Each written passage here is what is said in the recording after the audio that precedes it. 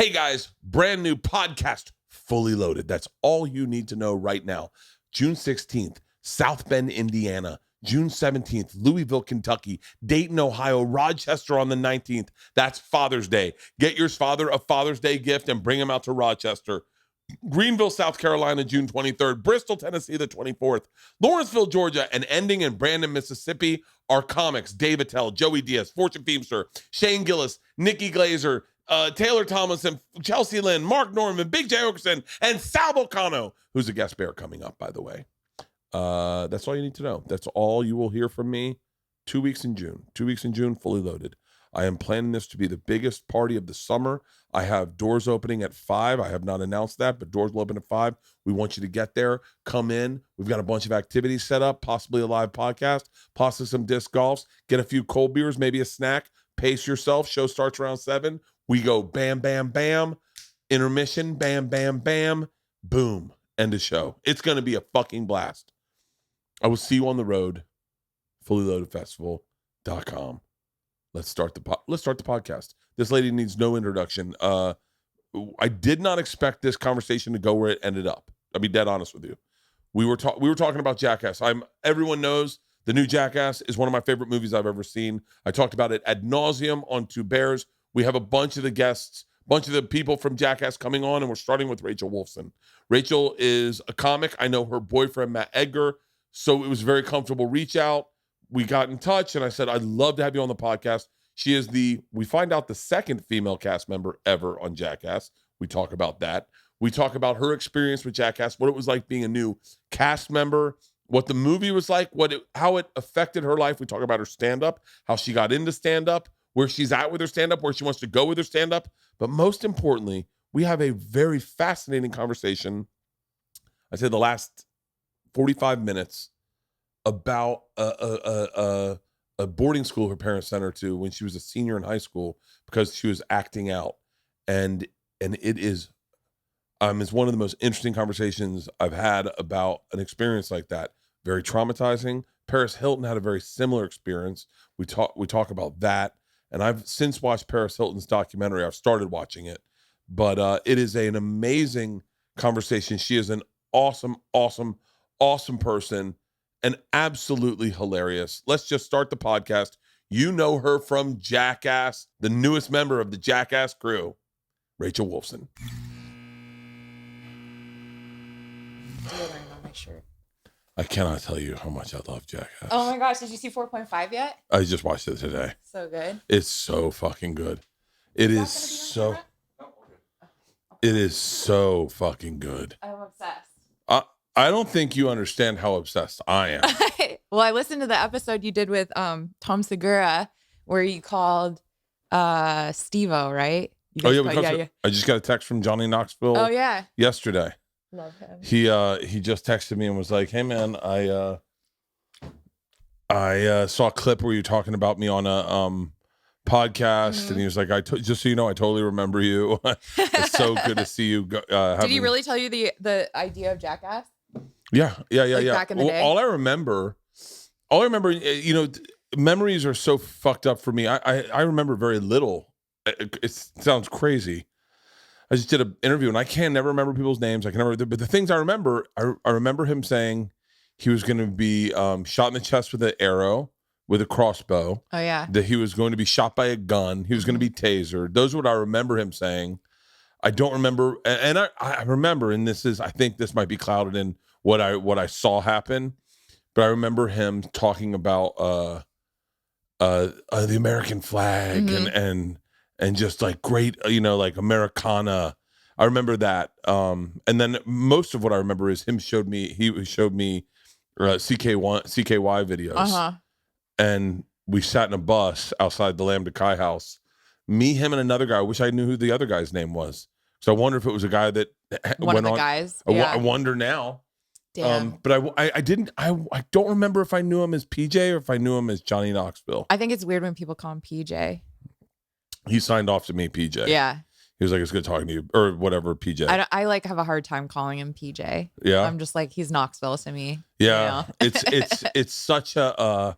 I gotta talk. I want to talk to you a lot about Jackass because It's the greatest. It is the greatest movie franchise ever made. I agree. I'm gonna say that. Yeah. I'm gonna stand by that. Yeah. Not one movie, I don't think, has brought me as much joy as that does. Even watching 4.5, which is mostly behind the scenes. Yeah. I was laughing fucking hysterically. It's so good. I was laughing hysterically. I have so many questions about it that we might as well start there and then go. Because I feel like if I don't start there organically, then we'll never get to because you're a stand-up. Mm-hmm. And so which is so interesting because no one else on that crew is. Well, yeah. Well, Steve-O is now. Well, Steve is. Oh my God. But he didn't start Steve-O, off. I'm so sorry. He didn't start off as No, he didn't. a stand-up.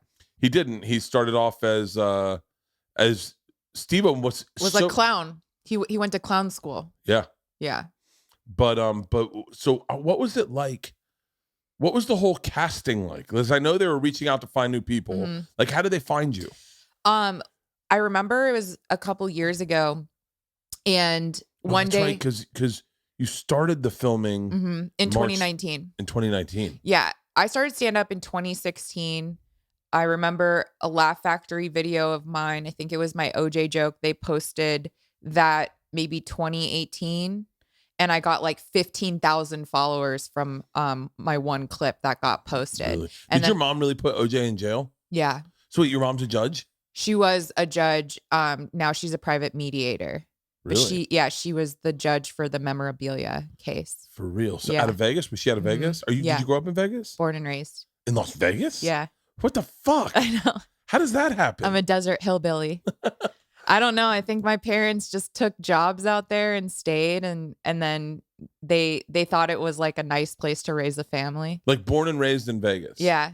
Brothers and sisters? I have a sister. And everyone's normal? She's normal. Well, they're normal. I'm not normal. I don't think any of us. She went into law. She's a lawyer as well. Really? So, yeah. What was it? Is your dad a lawyer? Yeah, he's the district attorney of Las Vegas. Really? Mm-hmm. So wait. So what's that like? Because my dad's a lawyer. Really? And arguing with him was a fucking nightmare. Oh, yeah. Because I don't know if he did it for fun or if it's just his nature, but whatever point you had, he would prove you wrong real quick, even if he didn't agree with it. Oh, wow. And so adversely, I have a hard time talking about politics or anything, taking a stance on anything, because I grew up with someone who knew how to confuse you. Mm-hmm. And so I don't like when they talk about, every comic's got a take on the trans swimmer. I just go, I stay out of it. Yeah. My dad will tell me I'm wrong. Oh, totally. I mean, there's just certain things. It's like these are way above my pay grade, so like I can't. Yeah. I don't have an opinion. Yeah. But yeah, they're all really normal, and then I got into stand up after failing every corporate job. I went to college and Where'd you go to school? I went to several different schools. I tried out. I went to a college in Vermont, and then I graduated from there, and I went to school in DC for a year, and everyone was smarter than me. And then I transferred down to a school in Florida where everyone was dumber than me. No, I went to Lynn University in South Florida. I don't know Lynn. It's a small liberal arts school. It's near FAU. Okay, I was going to say FAU. That's where I was assuming down in Boca, yeah, right? Yeah. Which I had the best time there because it's South Florida. But I really actually enjoyed going to school down there because a lot of my professors were retired professionals in the field that they were teaching. So, which I thought was really cool. I went to school for communications and had a lot of professors that were journalists or worked in the actual field that they were teaching. So that's really cool. Yeah. And then I just worked in the restaurant industry pretty much since I was 15. So that's whenever I wasn't working in a corporate job, I would go back to the restaurants. I wish I'd learned how to work in restaurants. I never did. Yeah. I just fucked up. Yeah. I mean, I think it just takes a certain personality to want to put up with people's bullshit. And I think I'm too selfish. Yeah. Like I remember, and I don't have, I'm lacking the decorum of presentation for your meal to make you feel special. I let you know I want you to feel comfortable. Right. And I think most people would just want to feel special. Well, a little bit of weed, and I was like the best server. Really? No, not really. I forget the specials. It was horrible. But yeah, so I started stand up in 2016, and then basically 3 years into doing stand up, Knoxville slid into my DMs on Instagram after following me. And I think just like seeing all the content I post, which was very I have a lot of butthole humor and Yeah. dick humor and all that good stuff. So yeah, he sent me a message. I believe it was like spring of 2019. And he was like, hey, I have this idea. Can I call you? And I thought I was being pranked because, Yeah. And then I gave him my number, and sure enough, it was him on the other line of the phone. Hi, it's Johnny Knoxville. And that's what initially he was like, it was going to be some kind of anniversary special. Like he didn't tell me it was going to be the movie. But he said it was something with Jackass and an anniversary. And is this something I would be interested in? And I was like, hell yeah, of course. Yeah. And then he was like, well, great. Let's set up a meeting. And I probably like 2 weeks later, I went in for a meeting with him and Jeff Tremaine, just the three of us. Can I just ask you a weird question? Yeah. I know Johnny. I know Johnny a little enough to know that this is not his angle. But as a hot chick, did you ever feel like, he's trying to fuck me? I guess like never in this case because there was no flirting. Like it was very like business from the beginning. And I just never got that vibe from him. Have you gotten that vibe from dudes though? I feel like my experience in comedy has been kind of unique because I really feel like my male mentors, like I have Felipe Esparza as a mentor of mine. They've been very good to me. Like I haven't been made to feel uncomfortable. Yeah. And I think that's because I've tried to always lead with comedy first and like hot girl second. Yeah. And like make even the hot girl try to make that a funny thing. Cause, I never want to be seen as just a hot girl by any sense. This is going to sound crazy. I have thought everyone that ever reached out to me, men have wanted to fuck me. I could see that. Every time a guy reaches out to me and goes, hey man, I think you're funny, we should do something together, I go, he's trying to fuck. And this list is long. I mean, it's long and it starts with like Elliot Gould. Like, I mean, he was the kindest guy. And the second anyone ever reached out to me, I was like, they just want to get my pants. Like and it's so funny. I don't know what's wrong with my brain about that, but I know for a fact if I was by the way, I'm not even a remotely hot dude, but even if I was a remotely hot chick, I'd be so skeptical of everybody. I think I was just skeptical in general because he's so iconic that I didn't think it was real. So until you went into the meeting. Until I went into the meeting, and it lasted 5 minutes. Because we're all bad at meetings, and they were just like, hey, we're shooting, the movie. That's when they told me it was the movie. Would this be something I would want to be a part of? And I was like, absolutely. And then I left that meeting. Like that was the most surreal thing that ever happened to me. And then I called my mom and I told her what I was going to probably be working on Jackass, and she was really concerned. Well, okay. Well, obviously, she's a mediator. Yeah. Her brain thinks insurance. Her brain thinks all the things that I now think of now. Like when I watch Parks Bonifay go off that ramp, I go, oh, there's so much that could go wrong. Right. In any one of these stunts. What was your mom's main concern? Nudity? That was my initial concern. But I think they did you so solid. I know. Well, that's they did you so solid. It's not funny for me to get naked, like because Jackass is like, it's all about the funny, and it is. I think male nudity is hilarious. I think it's fucking so funny. I was just thinking today. Thank God they reproved that showing your dick. That was a style of comedy for the longest time. When I was in college, to get naked at a party wasn't threatening to anyone. Right. It was, oh shit, someone got naked and went down the slip and slide. Yeah, it's like it's not sexual. It's just there is a way to obviously if it's like I showed Steve-O my dick, right? And it was one of the funniest things I've ever done with Steve-O in my entire life. Yeah. The back and forth of, can I show you my dick? And he goes, yes. And I go, wait. And us debating, you can't say that anymore because consent. You asked permission. But consent doesn't matter. Well, it's about a power dynamic. And Steve-O was on my show and he was in my thing. Of course he has to say yes. And I said, in order to see my dick, you have to say, can I please see your dick? And then I know you're consenting. Right. But the comedy in that is it's real. Mm-hmm. And to just say, hey guys, keep in your pants, no one wants to see it, is I understand in a private, intimate manner, but there is a whole genre of comedy that is the Jackass brand that is fucking hilarious. 100%. When I cannot tell you how hard I laughed when I realized that was Pontius's dick. Oh yeah. And the amount of like they had real professional cinematographers, award-winning puppeteers, handling Pontius's penis. So there was no shortage of a detail or anything that. But can I tell you a little detail that I thought was really fucking tell me impressive about the crew, the shooters for Jackass? Mm-hmm. You eat the sushi and you raise your hand and there's underboob and the camera went up to hide it.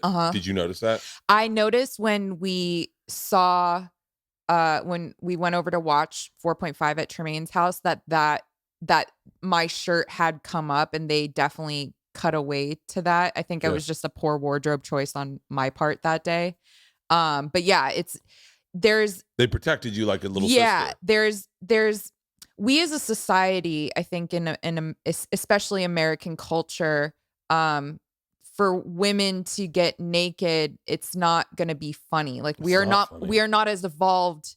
We're not there yet to find women being naked funny. Not saying that it can't happen. I think that the female body does have comedy. I mean, there's so much change when a woman gets older and pregnancy, but that's not. Is there humor to that, or is it? What is it that?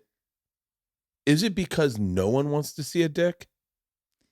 I don't know. I just think the penis is so funny looking. Like I actually, there was a whole Reddit because I made a comment about how I find penises to be funny, and I don't mean it in a degrading way. I mean, I love men. I'm attracted to men, but yeah, I think penis humor is very funny. Maybe because I have like a 5-year-old sense of humor. Yeah. But there was a Reddit all about how it was a men's rights Reddit, which is hilarious to me. About they were upset that they found it degrading that I found penis humor to be funny, and I'm like, well, I mean, that's so idiotic to me. And their thing was well, women's vagina. Like if we said that about women's vaginas, I'm like, men make fun of women's vaginas all the time. I mean, I don't know. I just think that there is something about the penis that's funny to me. Men's rights activists are ridiculous. they're just fighting to fight. They all they want is look. That just is so silly. It's like the guy that goes and protests Eliza's show because she does girls' nights only. But if I did guys' nights only, then you'd protest me. Okay, man, whatever. Dude, fucking fall in love, find your chick, focus on you, get yourself healthier, read some books, do some gratitudes, go to a gym, get your head straight, and fucking live your life. Like, I'm so shocked at, and I'm sure male rights activists will light me up. I don't really give a fuck. I'm like, it's such a silly. I mean, it's just, comedy is subjective. So to me, it's like what you find funny, I may not find funny and vice versa. But 100%. I think universally, if you're a Jackass fan, you find the male anatomy to be hilarious. Everyone in Jackass has the perfect dick size. Yeah. Like no one's too big. No, you're right. Because there was the sketch you did with Knoxville in the wheelchair, and the one old dude had a hog, and that's all I kept looking at. And then I'd see the little guy with the button in the back that's more like me, and I go, put him up. Why is he not up front? That's the guy. I want to talk to that guy. The confidence that guy had with that elevator button of a dick. And he was just like, I don't know. We all need that confidence. You should have seen it in person. I mean, it was that was just such a hilarious day of filming, and those guys were good sports. It was so you get the call. You've been doing stand-up for 3 years? 3 years at this point. So quick. Such a baby. So not to digress so bad, but So when you get done Jackass, are all the clubs like, hey, can we get you to headline? No. Really? I mean, in LA, I don't know if it's because I started in LA and they, I don't know if it's, if there's something that comes along with where you start, but like where you start never sees you as a headliner. Right. So, I mean, I've been getting up a lot in New York and I'm starting to get more headlining dates and things like that. But I either co-headline or I do the and friends thing because I just don't have an hour yet. Well, and that's normal. That's normal. The and friends thing is completely normal and acceptable and is the best way to grow as a comic. I mean, and that's all like for all these people who are coming to and just seeing me as a stand-up. I'm not saying, hey, I'm the best stand-up in the world. What I'm saying is follow me on my journey as I grow into becoming the stand-up I want to be. We're all saying that. Right. By the way, I said that on my first special and not everyone followed. And then on my second people, I got some people to follow, but not a lot. It's like your goal is a stand-up. And my goal, I remember when I first started selling tickets, I thought, if next year I can just sell like 10% more tickets, like maybe do 10% more business. Maybe if that means like add late shows on Thursdays in like half the markets, then that's a growth. Right. And all you want to do is just have that little bump every year where things are getting better and better. The end friends turns into a co-headline. The co-headline turns into you get to do Thursday, Sunday, and feature in the weekends. You don't. I mean, not to digress about like lectures and how to do stand-up, but you definitely there's a very minute few who can be thrown to the wolves at a young age and go, I'm ready for it. And but when I say minute, I think it's Amy Schumer. Yeah. I mean, Amy Schumer, I think had been doing stand-up like a year. Oh, wow. When she won Last Comic or came in fifth in Last Comic Standing. That's insane. Right? Hey, find out what that is. I mean, Amy Schumer, Eliza Schlesinger have been doing it like, and by the way, they're both very talented. Yeah. But they're also fucking, I mean this in the best compliment I could possibly say, very fucking bullheaded, tough-assed people who were going to succeed in whatever they chose to do. Right. Well, you look it up while we talk. So when I started stand up, I fell in love with it. And I knew immediately like, okay, whatever this is, I want it for the rest of my life. And this is what I want to be doing. Did you start in Vegas? I started out here in LA. Yeah. Which is why I think the clubs have a hard time, seeing me. Well, I get some love from the Improv. So, I actually started as a bartender at the Improv. I actually started doing social media for Levity. And I remember the first time I saw you, Bert, in the main room at the Improv doing the machine. And I was like, my mind was blown. Really? Oh yeah. It solidified my Bert fan as right then and there. But I was just working as a comedy club employee at that point. Yeah. But I finally was like, okay, I want to get into stand up, and I was doing mics behind the bar at the Improv because I would be bartending the open mics, and they would hand me the mic. I would be behind the bar. No one would hear me, That's great. But I told myself that I'm going to immerse myself. I'm going to be relentless with this. And I never got into it because I wanted to be an actor. Like I got into it because I love stand up, and that's what I want to be. I think that's I know that's the healthiest reason to do it, because if it works both ways. But I think that if you're looking for something else, if I'm getting married looking to make more friends, that's not, you know right. what I mean? But if I'm getting married because I want to fall in love and I want to build a family, then it works. Right. And if you get into stand-up because you actually love getting on stage and holding a mic and coming up with jokes, that's the fucking secret sauce. That's all you need to know. Right. People always, and I think that's what made so many people unhealthy in the late 90s, early 2000s, was there were people getting into stand-up because they wanted to be movie stars. Right. And I don't think that, I don't know. You still see a lot of that in LA specifically. Like in New York, everyone's trying to do stand up versus in LA, I feel like people try to get into stand up because they think it'll help their acting or it'll help, their confidence or whatever else. That's generational, meaning LA had a huge moment Mm-hmm. that New York didn't have, and then now New York's having that moment. Okay. So like LA had that moment when podcasting showed up, and you had people go from I can say myself included, go from 0 to 60 miles per hour within a 3-year period and get a bunch of opportunities because we all lived in LA, get opportunities like making a movie about a story you told on a podcast, Mm-hmm. or sitcoms or whatever, or hosting shows or a bunch of things. And New York, that's what LA's business is. LA's business model is to make movies, television, and whatnot. So, and we lived out here. And New York was kind of in the dark during that period, meaning like 2009 to 2000. Not in the dark. There were a lot of guys doing it, but they weren't doing it the way we were. Mm-hmm. And there were a lot of people shitting on podcasts where they were like, yeah, what am I going to get a podcast? Yeah. Like an LA comedian. And that was my generation that lived in New York. Right. That was my generation, not my generation, maybe a little older, that lived in New York. That's not saying there weren't people doing it. Shout out to Bobby Kelly. But now New York's having like a serious moment and it's all dudes self-producing their specials, putting their specials out, murdering on podcasts, knowing the business in that they're coming out to LA. Well, not in LA as much anymore, but like doing the rounds, doing the podcasts, and they're just and by the way, they're focused on stand-up and they're murderers. Yeah. And look, this is how it works.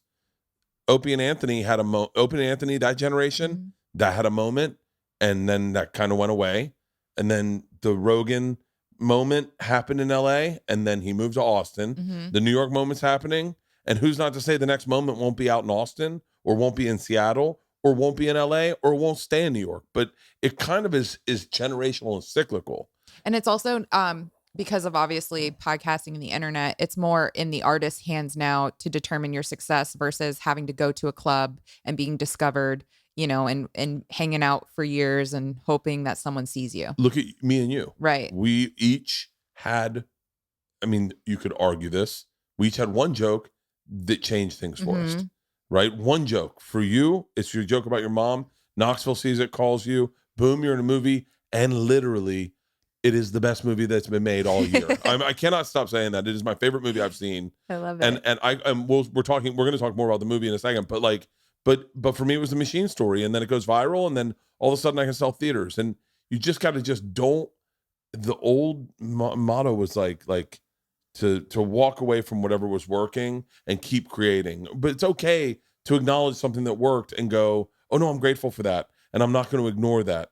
I had a friend tell me, I don't know if you know this, but I was written up in Rolling. That's how I met Johnny Knoxville. Okay. I was written up in Rolling Stone magazine as the #1 party animal in the country. Yeah. And I remember wanting to distance myself from that. And my buddy Grimes, who's not the brightest guy in the world, I love you, Grimes, big pothead. I remember one time he said something about, do you ever think about that article? And I said, no, as a matter of fact, I don't even like talking about it in press. I kind of wish it had never happened. And he went, what are you talking about? He goes, if that article hadn't been written, you wouldn't be out here. And he goes, and if you weren't out here, I would have never moved here. And I bet this person would have never moved here. And I bet he goes, because you moved out here, we all thought we know someone out here. He goes, man, don't ever distance yourself from that article. You should be grateful that article was written about you. That moment, that's probably 20 years ago, changed the way I looked at that article. And I went, yeah, man, you got to be grateful for everything that happens because everything's a part of your journey. Right. And when you say that to the fans listening, there are people listening right now that are like, I guarantee you, and I know the people listen to this podcast, they're like, you know what? I'm a fan. I like what she had. I like the way she's looking at it. I'm on her journey. Follow. Yeah. And then and by the way, they're not going to be ride or dies for another couple of years until they see something again where they go, God damn it, man. Her fucking stand-up's gotten great. Fuck, I got to go see her live. Or maybe it's tomorrow. But that's the cool thing about this business. I don't know. I've had too much coffee today. So Amy Schumer had been doing comedy for 3 years. You've been holding on to that this whole time. I'm like, I don't want to forget. People were like, legendary. Yeah, but Amy Schumer been doing it for 3 That's what I love years. about stand-up is if you are meant to be in comedy and in stand-up. And if you work hard, things will happen. Yeah. It may not be 3 years, it could be 10 years or whatever, but I really do feel like if you are a funny person, you see little successes, like you'll have mentors come into your life. You'll get taken on the road. Doors will start to open for you. And that's kind of how I knew, like, I'm supposed to be here. This is where I'm supposed to be finally. Because until comedy, I just was really lost. I had no idea what I was going to do with my life. I love when they'll ask you on radio, so if you weren't doing stand-up, what would you be doing? And I go, selling carpets in East Georgia? Yeah. I don't fucking know. Working at the restaurant. Yeah. I didn't have a plan, bro. Mm-hmm. Like, I didn't have anything. This podcast is brought to you by Helix. I fucking love my Helix mattress. I just shot a video for Helix. By the way, it takes 2 minutes to take their sleep quiz. Okay, they have a 2-minute sleep quiz. It matches your body type and your sleep preference to the perfect mattress for you, which we did. Now, I've never done that before. I told you, the one sleep Helix we have is at the front bedroom. That's where Ann sleeps, because I throw up in my throat and breathe it in my lungs. But I took the sleep quiz, and it found out I was matched with a soft mattress, which I had never thought about sleeping in. We've got new mattresses, and I got something soft one. I fucking love this soft mattress. I've never slept better in my entire life than in this fucking mattress. If you're looking for a mattress, you take the quiz, literally 2 minutes. And for the record, if you watch my video, it takes 2 minutes to assemble the bed. They show up to your house in a box with some plastic. You get 2 free pillows. There's a 10-year warranty, and if you don't like it, after 100 nights, risk-free, they're going to pick it up, but you're going to love it. Trust me, you're going to love it. Helix has even financing options, flexible payment plan, so a great night's sleep is never too far away. Watch the video on my Instagram, and you'll see how easy it is to set up these mattresses, and I'm telling you right now, it's the best night's sleep I've ever had in my life. Helix is offering up to $200 off all mattress orders and 2 free pillows to our listeners at helixsleep.com/Bert. Attention, listeners, are you ready to be blown away?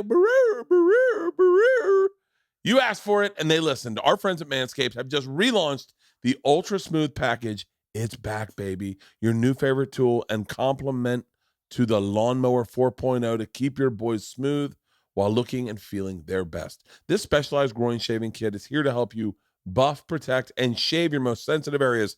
It is time to crop that bush ears and get rid of the roots with a discount just from Manscaped. Get 20% off plus free shipping at manscaped.com and use the code BERT. I'm telling you, the Lawnmower 4.0 is next level. It is all I use, and it's all my wife uses, by the way. My wife has her own Lawnmower 4.0. I have my own Lawnmower 4.0. Gives you the nice classic smooth. You get the loose hairs out of the way, and then you can take out the Manscaped Ultra Smooth Package to make sure your package has the perfect package this summer.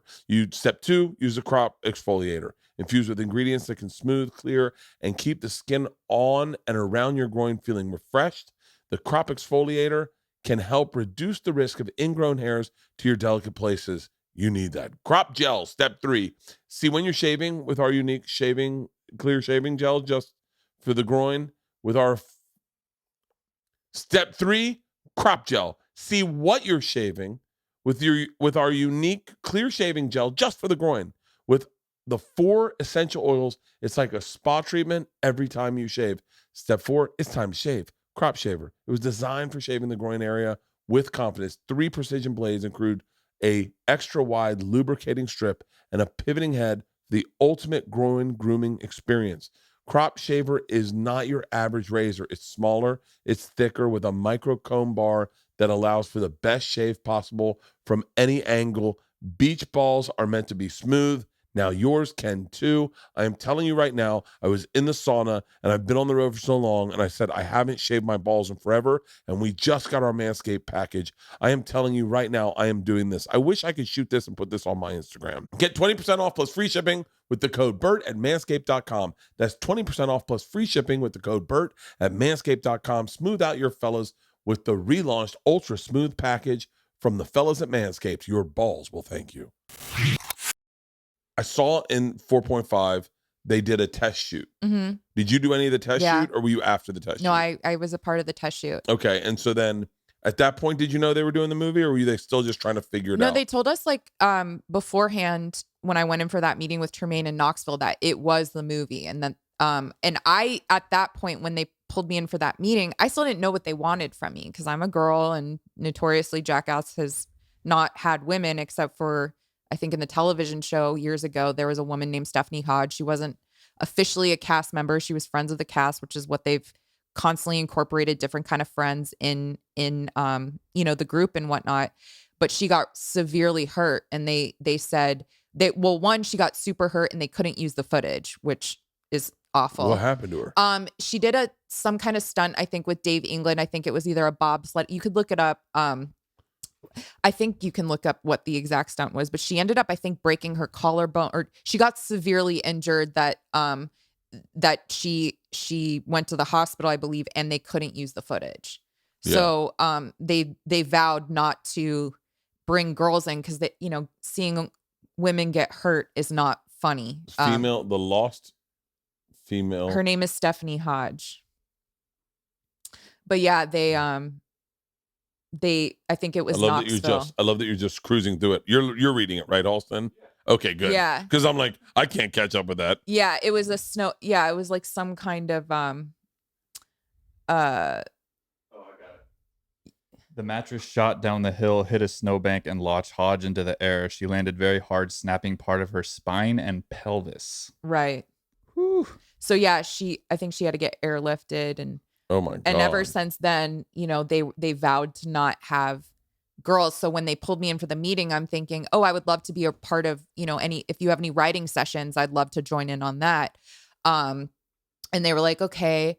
So from that point on, by the way, all anyone's doing right now is Googling to see what Stephanie Hodge looks like. She's beautiful. I bet she's is. Gorgeous. Because everyone on Jackass is kind of attractive. Yeah.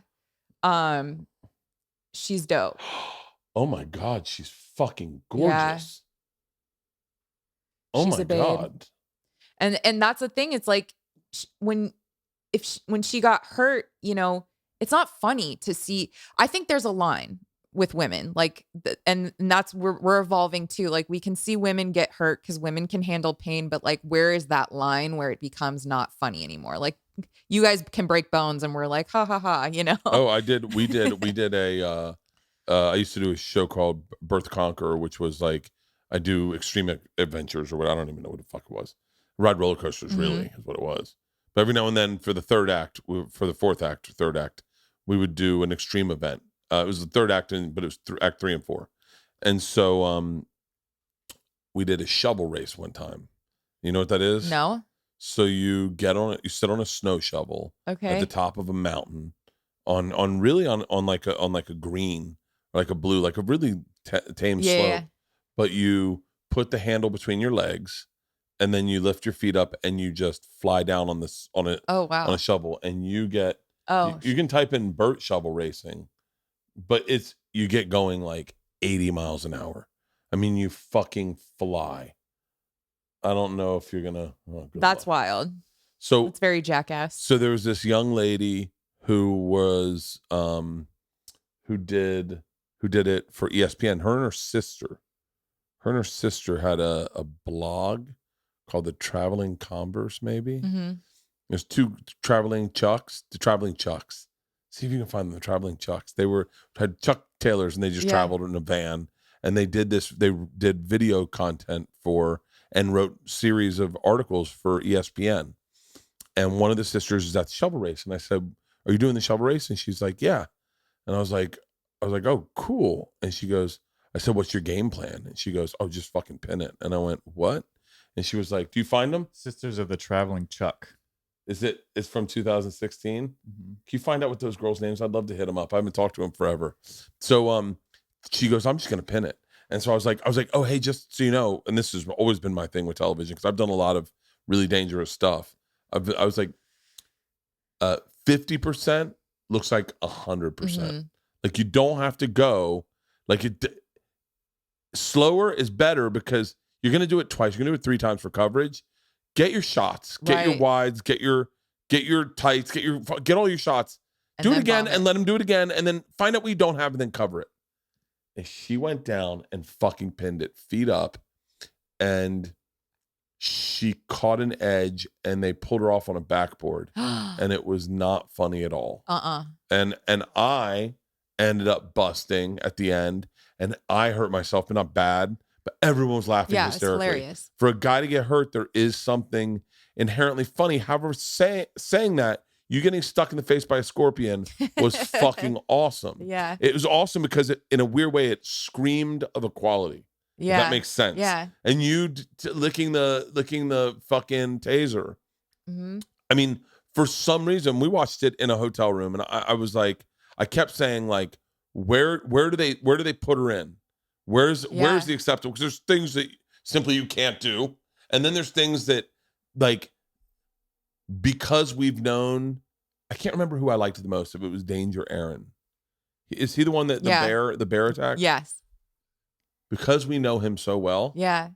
We know we're okay with it. Right. Like, in a weird way. Right. It's like watching your friend get hurt, and you've known this person, you can laugh it off. I'm a new person. I'm coming in. I'm a woman. And the thing is like, I do think that men and women, like, women can do anything men can, but should we? You know what I mean? Like, is that like, I don't want to, like, I don't want, like, feminists coming after me for being like, I don't think women should get hurt. And I'm not saying that. I just think that there's a line with us. And I think society, like, when it comes to women getting hurt, I don't know if we'll ever want to see that as a society. Like, I don't know if we'll, like, like, hurt, like what you're saying, where, bones are broken. Yeah. When it comes to I think that's where the line is when it comes to the taser and the scorpion.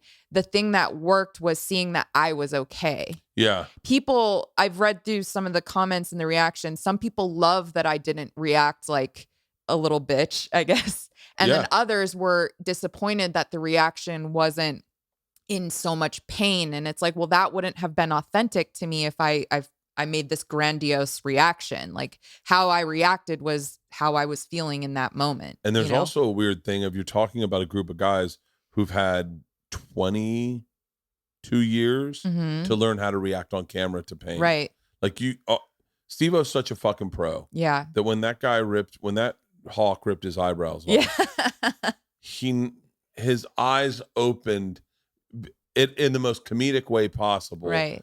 But Steve-O's also not had eyebrows before, so he's well aware that his eyes are going to pop. Yeah. Like, there's a lot. Like, Steve-O's not a moron, and I know Steve-O pretty well. He's not a moron. He knows comedy. Right. And so to go and put your face in that fucking thing was fucking hilarious. Oh yeah. And it's so much of it's you can't produce. Well, that scorpion that is right there, that's not even the most painful scorpion. They shot with 3 different kinds of scorpions. There was one that was smaller and more translucent that hurt. It was the most painful thing I've ever experienced.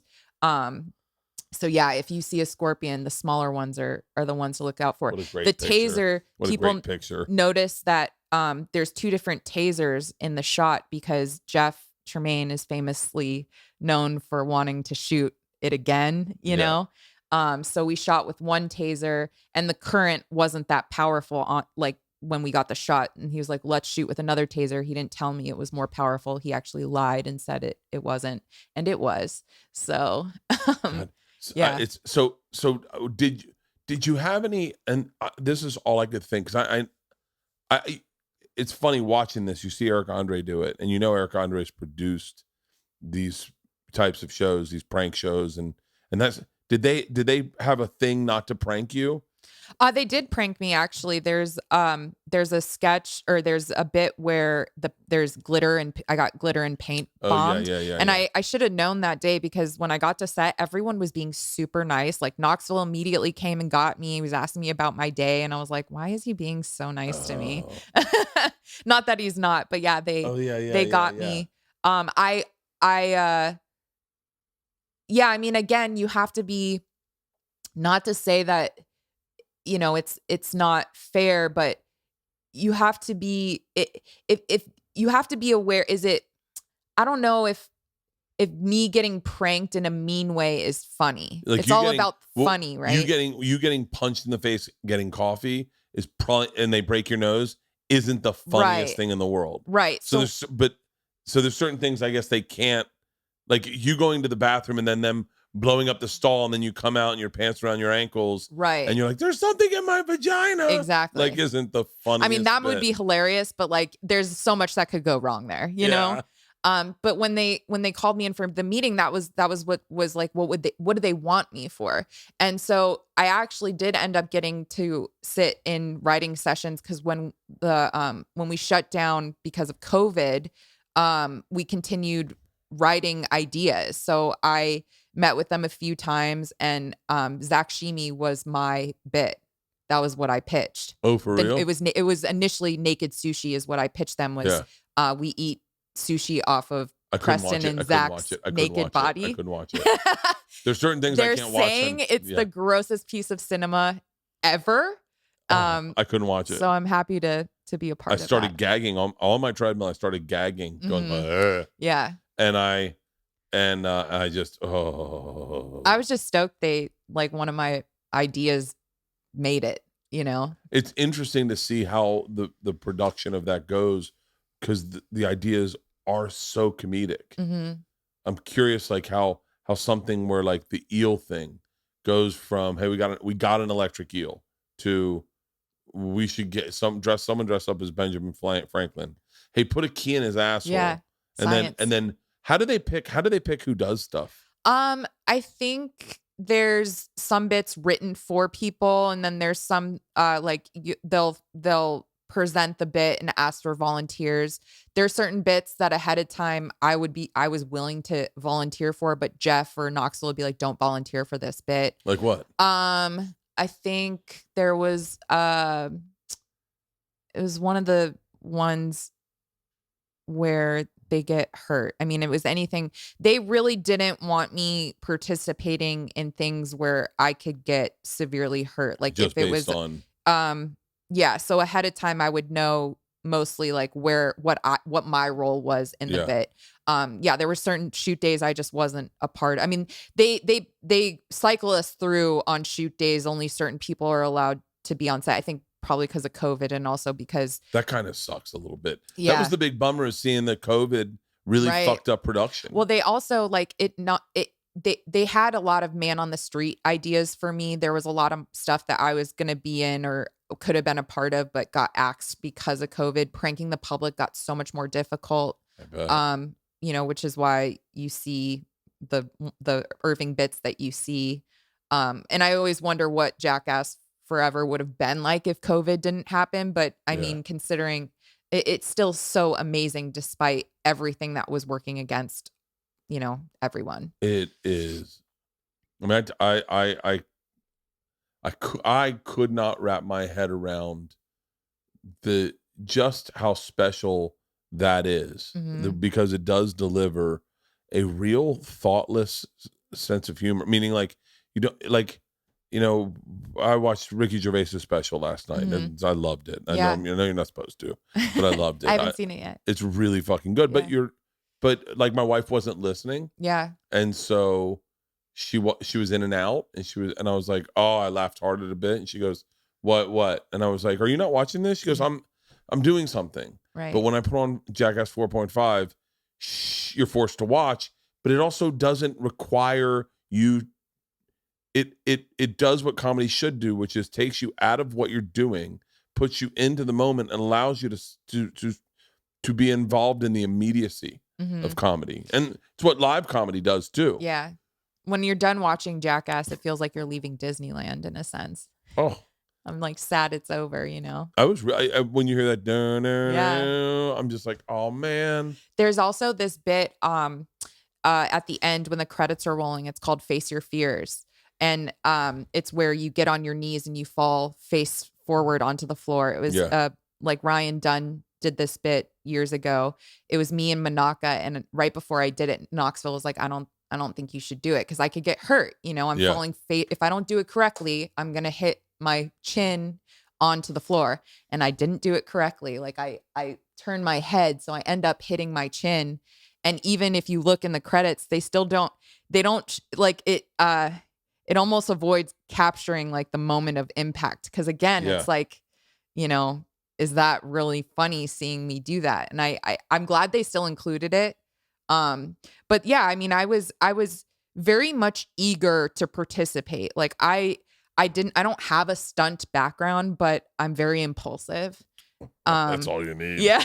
I don't think Ryan Dunn had a stunt background. No. But I just came with the attitude that I'm down. I'm down to clown whatever you guys want me to do. I trust these comedic geniuses, you know, and I just, I was down. How was the group? Was there, and you don't have to get too into the weeds of this, but how was the group welcoming the new guys with the old guys? I mean, you could definitely feel the vibe. There was some resistance with some of the OGs with just bringing on a new cast. Well, even the whole Bam thing. Right. The whole Bam thing was sad to watch. I mean, I just wish him the best. And I want to see him. We all want to see him, you know, be healthy and make a comeback. But yeah, there was definitely this sense of, I felt like we all needed to prove ourselves, not because I was a woman, but because I was new. Well, you're looking at, there's a proprietary thing over this. And this goes back to the Bam thing, is like, Bam doesn't have a lot of outlets. Mm-hmm. I mean, Jackass is Bam's thing. Yeah. And when they take that away from Bam, it's like taking stand-up away from one of us. I don't have a lot of outlets. Yeah. And so if you take stand-up away from me, if you say, hey, man, you're not allowed to go up at the clubs, I think that's why what the whole thing about cancel culture is so that's so what comics talk about, because if you get canceled, you have the fear of clubs saying, hey, man, you're not allowed to perform here anymore. And you go, but this is all I got. Right. And that's the terrifying thing of it. But I can see like Danger Aaron, I don't see him in a lot of other projects. Right. I'm sure he does other stuff. I'm certain he's so good at what he's doing. Or Pontius. Like, you don't see Pontius doing a ton of other stuff. Mm-hmm. Jackass is their thing, and they make great money off of it, and they don't need to do other things. I don't know what everyone's getting paid, but I know it's fucking ridiculous money. So I can understand. I definitely understand the same way us old comics feel when you see a young guy come in and murder, and you're like, so I guess he gets the 9 o'clock spot now? 100%. I mean, I feel like, you know, I don't know if they'll ever stop wanting to do stunts. I think, you know, at a certain point, their bodies are going to tell them whether or not they should. Yeah. But there's always that desire, right? Just like stand up, we're always going to want to get on stage no matter how old we get. It's, you know, it's just, does our body agree with us? Would you do all I could think the whole time is a spinoff series called Jackals. Oh. And it's just women. I mean, I would love it. I think if that was an opportunity that presented itself, that would be cool. They did have a series on MTV a few years ago called Rad Girls. That was, I think, a Jackass inspired all girls series. It's so hard. And one of the blessings you got, you and Zach, mm-hmm. and I'm really bad with everyone's names. Poopies. Oh, Poopies. Love Poopies. I fell in love with that I guy. know. I feel like he's like Poopies could, I don't know. I feel like you could see a lot of yourself in younger Poopies, you know? Me? Or yeah. I like see a lot of myself in Poopies. I feel like you guys could be like the same person. By the way, I kind of like I fucking. Someone was telling me I was having a hard time with money. I was like, how do we make Poopies money? I know. Like, that's all I was thinking. That's the thing, is like Poopies is perfect for Jackass. And you know, he's he's Spicoli. I mean, like he said in the movie, he just cares about surfing and picking up chicks, you know? When they did that blindfold race, mm-hmm. and he goes, yeah, man, I felt the marbles. When did you put the rest of this stuff here? He's like, there was nothing there before. It's like, yeah, Poopies. Like, he's so funny without realizing, you know, how he's just so funny. He's so funny. He's so lovable. Mm-hmm. There's so much good to Poopies. I was texting with him to do his podcast. Yeah. He has a podcast. Yeah, the shittiest podcast ever. Yeah. Yeah. And look, I just there's something really special about Poopies that but when my point being, like, when you watch back to my see, when you look at a thing like Rad Girls, I'm not shitting on Rad Girls. I never really saw Yeah. Rad Girls. Or like there was one that some guys did in Sweden, the Dudersons. Mm-hmm. The Dudesons. Dudesons. It was really good. It was really great. Yeah. But in a weird way, I don't know, you got to know a few of them, but you never got to know them the way you knew Jackass. Mm-hmm. Like we intimately as America have a relationship with Chris Pontius. We intimately know and his him. Penis. And his sense of humor is so dry and so off. It's so weird. And like Wee Man and Preston and Johnny Knoxville and like Danger Aaron and all these guys, you have an intimate relationship with them because you've watched them for so long that when you watch them welcome in you guys, it's like your buddy going, hey man, I want to introduce you to someone I grew up with, and you go, cool. And they bring you into the party, and everyone's like, "So you're the guy everyone's been telling us about." And so it was really cool. And I like, and that's why. And by the way, those are earned relationships and trust. And so that was the cool thing. So I think a spinoff for women would be great, but once again, to get that amazing chemistry, you're right, would be tough. It is hard because I think that was what the resistance was from the OGs, was like, they didn't know what kind of chemistry we would bring, what kind of chemistry, like, would there even be chemistry? Because they all got to pick and choose certain people. Like, even if you see 4.5, there's a bunch of people in the beginning who didn't make it till the end just for whatever reason, Wait, there was that. There was a few. Now that I said it, so I looked at it, and all I was doing was looking for you when they were pouring hot sauce in the ass. I wasn't there. Like, so there were 2 test shoot days. That there was a group of us shot one day, and then there was the group that did the hot. I wasn't even there that day, so that was like the first bit they shot. I think I couldn't have done. I mean, I don't know if I would have done the hot sauce thing myself, because like people are like, you didn't even do the initiation stunt, and I'm like, I wasn't even there that day, but I don't think I would have done that one. Was there shitty feedback that you get from like but just so we're very clear, I can't imagine anyone that's, because I'm the age that got Jackass first. Mm-hmm. Like I was 26 when Jackass came out, right? So let's say you were 18 when Jackass came out. You're a ride or die. Mm-hmm. Then right now you're 42. Right. And so if you're sitting online at 42, giving anyone shit, that is insane to me. I've been getting, like, I get a lot of really good messages and DMs, especially from young women who are feeling like they're seeing themselves be represented on the screen. Girls who like to do dumb shit. I'm so glad they did that. And by the way, I'm so glad there are people of color in there. Black Shark's my favorite. Dark Shark's my favorite. I love Dark Shark. Dark Shark's my favorite fucking guy. Well, also, Jackass is of the times. It's a reflection, I think, of our society and what's happening in that moment. And it would have been, I think, it was a smart move for them to diversify the cast. It represents America as we are right now. Oh, I got a perfect fix for hurting women. Yeah. It's equality. Trans women and beat the fuck out of them. Truly equality. Yeah, that's equality. I bet Chappelle would love that. I would love to see the first trans Jackass crew member. Oh, I would love a trans Jackass member. That would be I think that would be the only way I feel like we could hurt both genders, know, equally. Just fuck up. That would be so. Just make a whole trans Jackass team. Let's just start over. By the way, that would be genius. Yeah, I guarantee you, there's some. I know a bunch. There's a fucking. I don't even like saying trans anything, because I'm pretty. Like, I feel like it's a chick. Like, I know that she's a comic. It feels weird to say like trans, like then you're identifying. Right. Like, I feel like you should just go, because she's kind of hot. I understand she's trans. She is still pretty. She's a comic out of Denver who's funny as fucking shit. Oh, do you know what I'm talking about? Do you know her name? I don't. I'm so sorry. Right now is the time where you want to say the name, because they know that someone's calling them out. Yeah. She's made me laugh. I posted some of her stuff.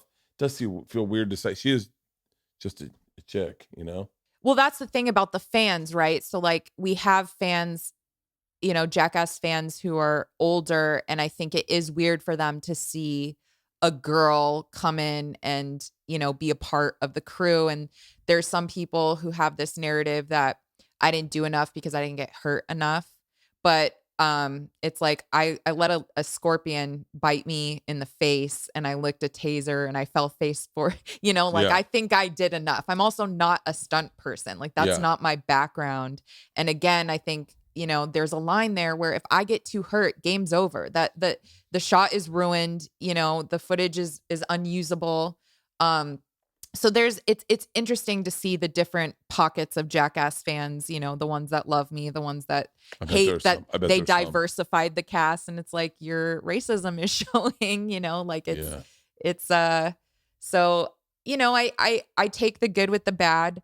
But I really do appreciate, the support. And I love seeing young girls, stoked that they're being represented on screen. So yeah, I bet you get a lot of fan mail from like boys going like, "Hey, I'm a big fan. I don't know if you're with somebody." Oh yeah, I have a whole Instagram account that I started where it's Wolfie DMs. It's just the direct messages I've been getting.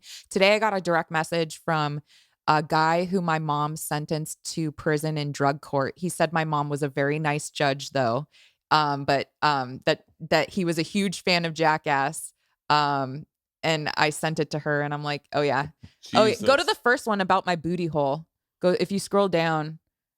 Oh, one guy was stoked that 4.5 isn't in theaters because he can just stay home and masturbate. I would eat cereal out of your asshole. You're a beautiful soul, beautiful woman, and very talented, which I thought was such a nice compliment. So romantic, and I think that it's such a great approach to how to get. Oh yeah, one guy DM'd me and asked if I would run him over with a truck, which I was like, how much money do you have? Because there's a great angle of BDSM of you torturing dudes and putting it on YouTube. Yeah, because that I think I'd seen that guy Zach do stuff with Steve-O before. Yes, he was angled into Jackass way before. Zach was like a Jackass fan. I mean, I was a Jackass fan growing up, but I wasn't like, I didn't go into making stunt. Like, we all grew up watching Jackass. All of us, new cast. Zach grew up watching Jackass, but he wasn't allowed to because he grew up in a Christian home. So you have to sneak watching Jackass, like watching porn. But yeah, he did a bunch of stunts. Like Poopies and him are both like stunt. Well, I'd seen Poopies on Jamie O'Brien's channel, and I'd seen him do stuff, but it was always like, I mean, he's more of like a surfer. I think I saw him go surfing with Steve-O once. Yeah, I gotta go surfing with him. You should. His hand's back to normal after the shark bite. If you see in the intro of 4.5, he has like a shark puppet on his hand because he had a cast from when that happened during Shark Week. So wait, it's back to normal? Yeah, I mean, it's back to as normal as it could. He's surfing again. Yeah, he's surfing again. Yeah. Good for him. But his hand looks like a foot almost. They had to like reconstruct it. I think they used like skin from his foot. So yeah. What a sweet guy. He is. What a fucking He's a good sweet guy. Good dude. It was it's gotta be surreal. What was the change like when it aired? Did you feel it in the air? Like you go, like sometimes when Secret Time aired, I was in New York City and I remember walking down the street and I was like, and someone was like, "What's up, Bert?" I was like, "Hey," that had never happened to me before, and I was like, "How you doing?" And then that day I went to the airport and they were like, "Oh, Bert," and I was like, "Oh shoot!" I was like, "How's everyone know me?" And someone goes, "Front page of Netflix, baby." Oh wow! And I was like, "Oh yeah." And then I remember calling Tommy. I was like, "Hey man, did you get noticed recognized when you're on the front page of Netflix?" He's like, "Oh yeah, that front page of Netflix is a big deal." And I was like, "Oh," and it was very palatable. Like I noticed it very distinctly. Yeah. Did you notice it like when you get brought on stage or when the movie came out? When the movie came out, we went to go see it in theaters, and I was wearing a mask because we still had to be masked in theaters, and I was like, "No one's gonna. This is great because no one will."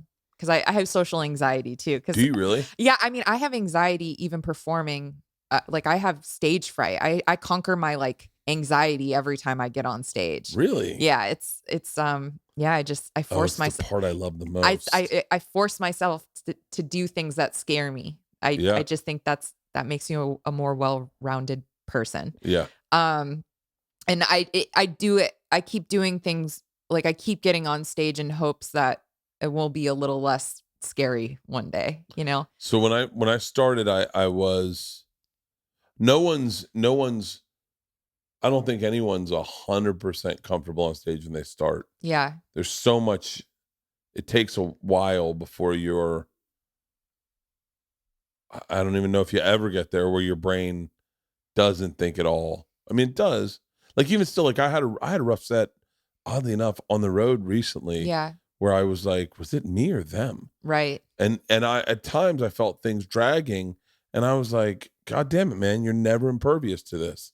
But what I did is I remember going to the club when no one was there in the afternoon and getting on the stage and standing on the stage and trying to make myself comfortable standing on the stage. Yeah. And getting my body, like I never wanted to be in the place where like I put my hand on the wall in a weird way and I was like, this isn't natural. Right. Everyone sees what do I do with my stuff. hands? Yeah. So you still feel stage fright? It's I think what it is I honestly, like, I know bombing is good for me and it's the best good thing in the world for you. But like the feeling, I would rather do anything like anything I did over in Jackass versus that feeling of bombing. You mean the next morning when you wake up, you're like, I'm in the wrong job. Yeah, I did a weed show the other day and everything was just not in our favor as comedians. Like the stage had a projector behind it, so like there was like snowflakes going on our face. There was no spotlight, so you can't connect with the audience. It's half indoor, half outdoor.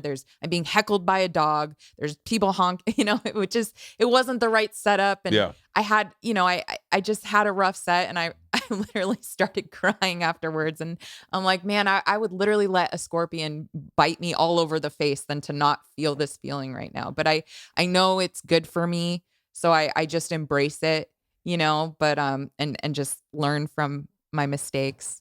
That's the only way you'll succeed ever in stand up is by bombing, and that sucks. Yeah. You got to bomb enough to know what it feels like, then get comfortable with it, and then learn how to get your way out of it. And I think there's times I'd rather be bit in the face by a scorpion than do certain rooms. Mm-hmm. I mean, I know like any corporate I do, I'd much rather be bit on the face for that money than do 100%. A corporate.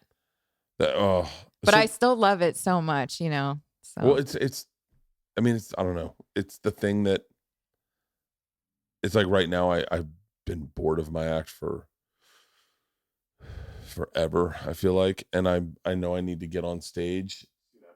It's number one. I know. Jackass 4.5. It's so amazing. Number one in the US. So that's what I was saying. So I got recognized I was coming out of the theater and people were recognizing me, and then I probably like a week later, I flew to New York to do press, and the flight attendant recognized me. She had taken her daughter to go see Jackass, and she was like, "Can I please get a selfie?" And I was like, "Absolutely." And I was like, "Wow. This is it's real." Let's see what the other top 10 are. Let's see if Ricky Gervais is up there. Yeah, what are the other? Look at us. Old school Top Gun. Old school Top Gun. What else? Our Father, Toscana. I might drink tonight. My weight loss has been stalled. I think I'm going to smoke weed and drink tonight. Hell yeah. This podcast is brought to you by Bird Dogs. Let me tell you something. These are the only pants you're going to need this summer. These are the best pants you will ever wear this summer. They have an ultra, ultra, ultra smooth liner that I love. I can work out in them. I can swim in them. I can barbecue in them. I can wear them to the country club if I was a member of a country club. They're that good looking. What's even better is they have these joggers, which I put on all the time. You can wear them out. I wore them to this kid's graduation the other night because they're sleek and slick looking. You can wear them on an airplane. You can wear them to a golf course. I've golfed in them. But I'm telling you, they've got the same liners that the shorts have. And like I said, these are the only shorts you will need this summer. I wake up and we go out to the lake. I throw them on. I run in them. I go swim in the lake in them. I keep them on all night. And at the end of the night, I'm like, you know what? Fuck it. I'm going to sleep in them. That's how comfortable these shorts are. Go to birddogs.com and enter the promo code BERT, and they're going to throw in a free Bird Dogs whistle football. That's birddogs.com, promo code BERT, and boom, a free Bird Dogs football with your pair of Bird Dogs. You will not take these things off. I promise you. This podcast is brought to you by Shopify. Shopify gives entrepreneurs the resources once reserved for big businesses. So upstarts, startups, and established businesses alike can sell everywhere, synchronize online and in-person sales, and effortlessly stay informed. Scaling your business is a journey of endless possibility. Believe me, starting this podcast, I think we started out selling fleshlights, if I'm not mistaken. And now we're selling everything, clothes, electronics. We're selling literally everything. And we're not stopping there because success is a million milestones on a forever evolving path. I love how Shopify has the tools and resources that make it easy for any business to succeed, from down the street to around the globe. Like mine, Shopify powers millions of businesses from first scale to full scale, reaching customers online across social networks with an ever-growing suite of channel integrations and apps, including Facebook, Instagram, TikTok, Pinterest, and more. Synchronize your online and in-person sales. Gain insights as you grow with detailed reporting of conversion rates, profit margins, and beyond. This is more than a store. Shopify grows with you. This is possibility powered by Shopify. Go to shopify.com/Bertcast, all lowercase for the Bertcast, for a free 14-day trial and get full access to Shopify's entire suite of features. Grow your business with Shopify today. Go to shopify.com/Bertcast right now. That's shopify.com/lowercase-Bertcast. When did you start smoking weed?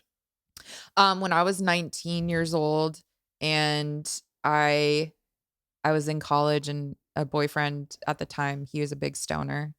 Because I was too scared to do it. Because your parents? Mm-hmm, they told me if I did, I would die. If I smoked weed, I would die, and I really believe that. So wait, so my dad did the same shit. Yeah. Where he was like, first of all, it's illegal. If you get busted with it, you're going to jail. And if you go to jail, buddy, there's nothing I can do for you. I'd love to tell you I'm going to help you, but that's the lesson you have to learn. And so I stayed away from marijuana. Like I smoked it, maybe 14 when I was in 9th grade. I smoked it a couple times. And when I was 16, I smoked it. It would, on and off, like maybe if it was around, we'd try to do it, but I never owned it. And then when I was 16, like it would be like at a party. Right. And then when I was 16, I smoked it and I had a full-blown panic attack. And I didn't smoke it again until oddly enough, I smoked it again when I was 17, had another panic attack, and then stayed away from it mostly until my freshman year of college. I smoked it a couple times. But throughout college, I wasn't a big weed smoker, oddly enough. I mean, there were times that I'd smoke weed. Right. I did mushrooms. I did coke. I did ecstasy. We did everything else. We did pills and we did everything. But I was more a booze guy, and it was ingrained in me from my dad. Just something about drugs was ingrained in me. Right. And I wonder if we get that from our parents being a part of the judiciary systems. I mean, I never really I wasn't a big drinker. Like I didn't really drink that much in college, but I did as soon as I discovered weed. I became like kind of a huge pothead. Really? Yeah, and my parents were the same way. They were like, if you get in trouble, you're going to jail, and we're not going to help you. That was always looming over my head. So I always had this guilt and shame with doing it. That I was putting their lives at risk and my career, whatever. But yeah, none of that ever happened. I did have, the cops did show up at my apartment in Florida because someone had called the cops on me because they smelled weed. And after that, I was really scared to stay in Florida. So I left not too long after. Really? Yeah. Because you're like, I'm not going to jail. I was like, I think I need to move somewhere where my lifestyle is more acceptable. And so then you moved to? So I was working at for a food company at the time, and I told my boss, I was doing social media for them, that I wanted to move to LA, and they were very supportive and let me still do my job remotely, but from Los Angeles. So I moved out here with a job. So wait, so I'm curious. I just recently started smoking a great deal, meaning like not a great deal, but probably more than I've ever smoked. Mm-hmm. And like I bought my first ounce. Oh wow. And so like, Good for you. well, Bert. it's Blue Dream, and so I love Blue Dream. Yeah. I fell in love with it. I remember the first time I smoked it, and I was like, I remember not having a worry in my mind, and then going and laying in bed and falling asleep, and then waking up and feeling refreshed and going like, "Rrr." And then I was having a hard time sleeping on tour, and so I got a vape pen, and that vape pen would let me sleep through the night. Yeah. And I would be like, wow, I woke up refreshed. And then now I go through a weed shop pretty almost like it's my first time ever being there. Yeah. Every time. How do you approach a weed shop? Do you know what you want? Well, I used to work in the dispensaries out here. Really? I started before I got into comedy. I was working in weed shops. I worked in one right as weed was becoming legal here. So I got to see the transition from like giant jars and bags of weed to like the packaging that it is now. I miss the giant jars. Me too. That was just such a part of weed culture in LA, and that I feel like the culture is kind of it's gone because of legalization, and you can't walk into a weed shop and smoke dabs in the back, and there's every employee has like a college degree now. Yeah, the first weed shop I ever went in was in Denver, and he had a trash can, and he took the lid off and used the lid to waft it to me, and I went, holy shit. Yeah. And I was like, it smells like you just cut your yard. Like, yeah. So wait, what was working in a weed shop like? Did you guys get there, get high? I was definitely high at work. I felt like I was I was testing the products. We were all high. It definitely got more corporate as time went on, and I stopped working not long after everything became compliant. But the way that I approach buying weed is oftentimes I'll ask the bud tender, like, what do they like to smoke? Because if they'll know what's good. But I do have my favorite brands. What are your favorite brands? I love this brand, Northern Emeralds. They're amazing. Oh, and that's the people that make it. There's 710 Labs. They're great. Alien Labs is awesome. And there's so many good. That's just in California. In LA, there's Nature's Chemistry, Green Life, or Vegas. Sorry, Vegas has a good weed scene. Yeah. They have Nature's Chemistry, Green Life Productions, and they make strains and things that I just enjoy smoking. Yeah. And so, do you smoke joints? I smoke blunts and joints. Blunts. Yeah. Of course you smoke It's my blunts. nastiest habit, I think. Why blunts? I don't know. There's just something about the little extra tobacco. Like I'm smoking a cigar. I have El Bluntos. Oh yeah, those are dope. Those are dope. Yeah. I have El Bluntos. I rolled us a blunt too. And I didn't know if you were day smoking today. I am supposed to. Can I tell off camera? Here's what I rolled. I'll show you. You can go back to the show now. Just take out anything with the girls. But I rolled. I have one of Legend. You rolled these? I rolled one of them. I rolled the bigger one. Wow, this is a great joint. Yeah, not bad. And then it smells good. This is this smells great. This is Durban Poison. Yeah. It makes me feel very creative. I was going to say, I find that interesting that you like Blue Dream, because Blue Dream is great for creativity. Really? Well, it kind of shuts my brain down. Really? Enough. Yeah. I wonder if I'm going crazy. No. Have you ever seen these El Bluntos? Yeah. They're awesome. But these are all way too strong for me. They're all like, really? Well, we've smoked one, and then all of us were like this. I feel like that's how I go through my main days on that level. Really? What? Let me see the blunt you rolled. Oh, and is that a backwoods? Yeah. Are you against them? No. Well, it's not as pretty as. It's a little smushed, but. No. Because it was sitting in my purse. So wait, God damn it. I fucking want to get high so bad right now. And I wish I could. I sincerely was my whole goal. And by the way, I started learning how to roll backwoods. Really? Yeah, we have a big graduation party for my kid's son tonight. So I can't imagine getting high as fucking sitting in a graduation. Yeah, that's and not going the to vibe. dinner with them. It's like, and I haven't been drinking. I haven't been partying. So I was like, oh, I'll smoke tonight. And then as you can see me unravel with our previous conversation, I go, I'm just going to fucking drink. Fuck everyone. Fuck everyone. Do you smoke before you perform? No, I have though. And I find that when I do, it'll help me find nuance. Mm-hmm. It'll help me find little things. So if I drink before I perform, I like to be stone sober when I perform. Okay. Personally, I like to be stone sober. I was actually even thinking about taking a fucking nicotine lozenge. That's where my head's at today, just so we're clear. But I was, I like to be stone sober when I perform. If I'm too drunk, I just can't get through it. I'm trying to keep it together. If I'm just drunk enough, I'm just a little buzzed, what I'll do is I'll fuck it up. Yeah. And then in fucking it up, I can figure out a workaround. So like, I got a great conversation today with a radio show friends of mine, Free Beer and Hot Wings. And this guy, Joe, asked me the greatest question that I've ever been asked. And he said, I used to have a joke about Isla keeping her deodorant in the refrigerator, and then Isla coming in when I'd eaten an edible and asking me about time travel. Yeah. And he goes, I always wondered about that joke.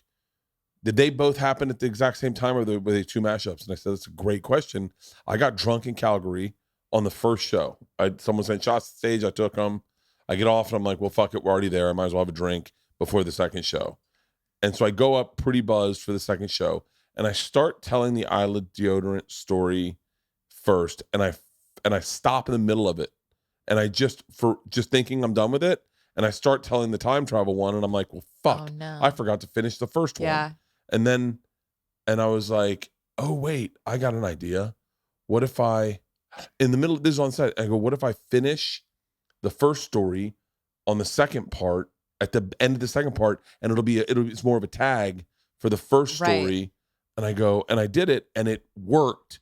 And I went, okay. Yeah. So not every time, but like next week, I'm going to do some spots at the store. And next week, I'm going to get a little lit and maybe a little high before I go on stage, just to try to work things out. Right. And but I like that Durban Poison, because it seems like it's a little bit of a stimulant in that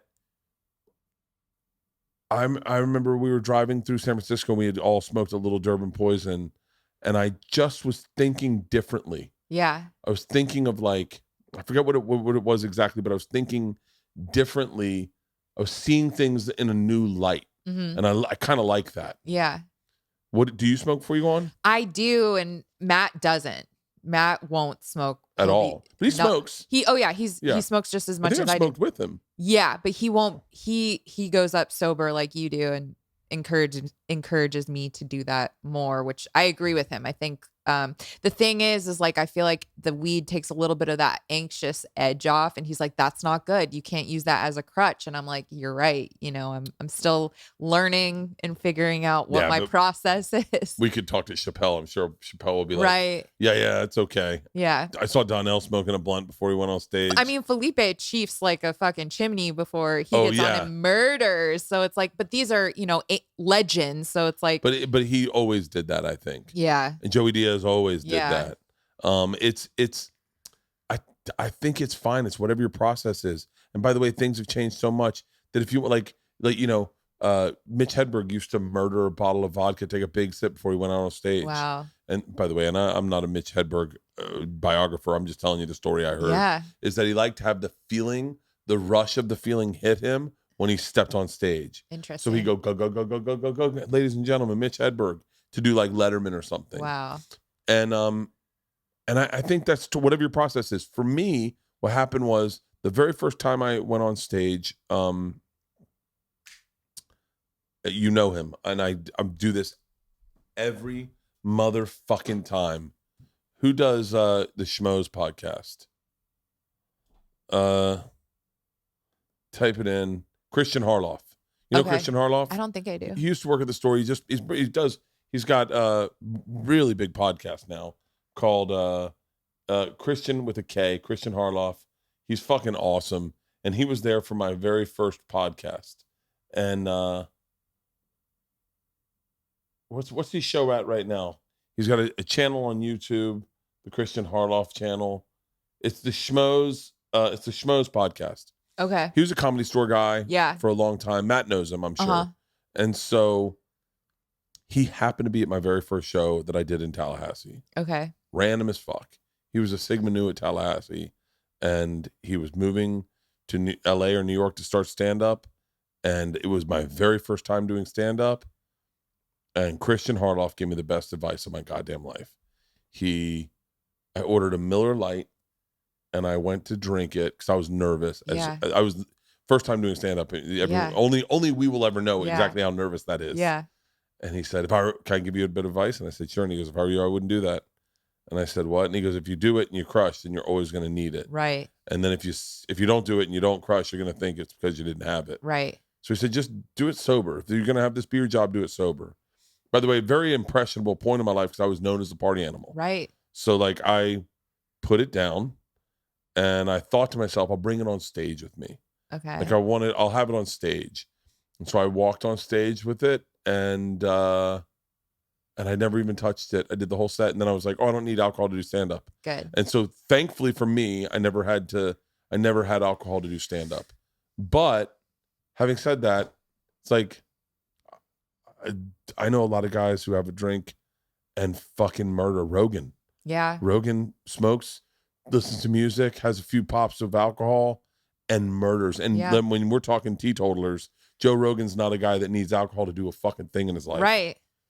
So, Yeah. It's everyone. I think, right. It's like everyone finds their process and, you got to find what works for you. How are you at rolling blunts? Do you feel like you're a good blunt roller? I do think I'm good at rolling blunts. Yeah. That was not my best work though. That was like, I'm going over to Bert's. I better roll something quickly. I don't want to show up empty handed, Well, what's so funny is I always come on this podcast and I always regret when people come over and they think they're like, I had Shane Gillis on and he was like, like halfway in, he's like, are we gonna have a drink or something? Yeah. I was like, oh, if you want to drink, we can drink.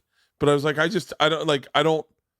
don't want to push it on people because I drink at a pretty hefty clip these days. Yeah. My drinking's gotten so you like whiskey? I like and vodka? Right now I feel like everything has turned against me. Really? So I'm into this thing of drinking right now. That's why I've leaned towards weed. Is I don't know how honest to get into this. We might as well go full honest. So like, I don't drink during the days, right? Yeah. Because if I drink during the days, it fucks up my system. Meaning like the next day I'm really hungover. Yeah. Well, I drank almost like 3 days in a row, back to back to back when I was in Austin. When I was in Austin, we got off tour. And I think we flew in, we drank on the plane, flew into Austin, got to the studio, did a podcast with Tom, drank on that podcast, went out to dinner and drank. Woke up the next day, did a podcast with Tom, cracked a bottle, had drinks, went out, got lunch, had drinks, got drinks again that night. Went out with my parents and met up with Rogan and got blitzed, right? Then the next day, I get Stem Cells with Joe. We go and do another podcast. We start drinking at noon on Joe's podcast, have drinks with my parents that night, get drunk again. The next day I got off. We're in Austin, go out to go shopping with my parents or whatever. We have drinks. We have more drinks. We go to a great Allen's Boots. Like, you want a shot of tequila? I'm like, yeah. And that night on the plane got hammered. Oh no. Next day. And then my parents that's Thursday, Friday, Saturday, and Sunday. I have nothing to do. My parents are in town. And so now we're talking like 7 days of like, if not drinking during the day, drinking very early. Yeah. Come Sunday, I was not doing well with alcohol. Meaning like it was almost like you actually felt like I would be like I worked out, I'm doing fine during the day, but then when I go to drink, I didn't feel like drinking. But we were doing stuff where people were drinking, and I was just like, well, I'm gonna have a drink. And then I drink and I just be like, I feel off. Yeah. And so I kind of pulled off. I didn't drink Monday. I didn't drink Tuesday. Today's Wednesday. Mm-hmm. And so I haven't drank today. And I told Leanne, I said, we're going to this thing tonight. I go, I don't want to drink. And she was like, well, then Don't. And I was like, but it's a fucking graduation party. Right. Everyone's going to be there. It's all the fucking dads I know. Like, it's so hard in those moments. And then that drama showed up today. And I was like, motherfucker. Fucking, you never stop being a parent. You never stop being a I parent. know, that's why I haven't done it. I have 3 cats though. Oh, it's the same. Yeah. I'm unwell. How old are you? Oh, you don't have to answer that. Oh, no. I'm sorry. I'm 35. Oh, yeah. Yeah. I mean, I'm not ashamed of my age. You know, because there, you know, it's like in Hollywood, there's the Hollywood trope, like, you know, you have to be young, or like, I think women probably get it harder than men in Hollywood, I feel like, because of our age. And even someone asked me, I was out to dinner with some friends, and there was a woman there who wasn't really friends with the group, but she was there, and she was like kind of being snooty, and she's like, what is it like to be 35 in Hollywood? And I'm like, I'm in the #1 movie in America, so it feels amazing. Like, I don't know. Not bad. I'm not embarrassed by it. I'm proud that I'm 35, and 35 is so fucking young. I know, but you know, sometimes I'm like, is 35 young? It feels old. It feels, for me, because I started stand up at 29. So like, I feel like, oh man, I wish I would have started younger. I started 26. Okay. I started 26. There should be a website. I would like a website. Can someone make this website? And if you do, send it to me. You got to keep it updated, okay? But I would like to know where comedians were. First of all, it's like a graph. Yeah. I want to know what age they were when they started, okay? Yeah. I want to see how long they were. I want to know all the benchmarks of their careers where we can judge ourselves based on other people's careers. Because I think you'll be shocked at how well you're doing compared to other people's careers. Yeah. I can tell you personally, at 35, I was fucking flat broke with 2 children. Nope. 2 children? How old's Isla? Yeah, 2 children. Wow. Flat broke, doing pilots for Animal Planet, not headlining. Yeah. And completely lost. Like, yeah. And I was a parent. I couldn't be an active parent because I was so nervous.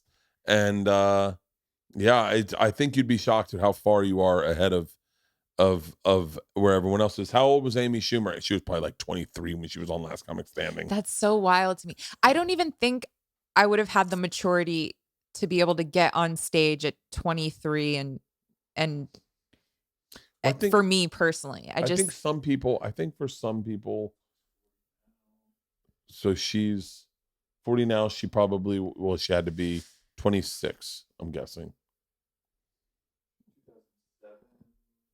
Okay, Georgia was born in 2004. Isla was born in 2006. So she was 25. Okay, that's not bad. 25. I mean, she started 20. Wow. Started 22. Wow. But it's like, not to. I'm sure she always knew what she wanted to do, but there's going to be places in your life where you go, it's kind of nice to know that you lived a life first. Yeah. That you have experiences. Well, that's what Matt first. will say, because Matt basically dropped out of college and drove to the Comedy Store and, you know, spent his 20s at the store. He's the last generation. Right. He's the last generation of dudes who worked their way up at the store. I think that new generation's coming back. Yeah. I think the store's opened up now and people are, you know, like guys that work the door are now getting the opportunities the way they do in the old days. And he says, you know, he's like, your journey's different. And the fact, like, look, when you started at 29, because you're where you're supposed to be, how quickly things happened for you as soon as you were doing what you were meant to be doing. Yeah. So, I mean, yeah, I think, and, you know, I know there's other comedians that started later, like Kirk Fox and Dean Del Rey. And it's just, I guess it goes to show you that it doesn't matter how old you are, as long as, you know, you do it. Kirk Fox have maybe been doing it a couple of years, and I saw him and he was 1,000 times funnier than I was. And that's what Matt's point was, is you lived a life before you got on stage. You had a perspective by the time you got there. You had life experience. And I remember when I started, I remember someone was like, you went to college? And I was like, yeah. And they're like, what a waste of time. And then I go on stage and I talk about being and having gone to college. And I remember listening to other people talking as if they had gone to college. I remember watching one guy talking about as if he had partied and he did partied, and the guy was stone sober, and it's not Dane Cook. But the guy was stone sober, and he talked like, you know, he had all these stories about partying and this and that. And then I was like, hey man, we got to get together. And he's like, I don't drink. And I was wow. I was like, what, did you quit? And he goes, I never drank. And I said, well, what about college? He goes, I didn't go to college. And I was like, what the fuck?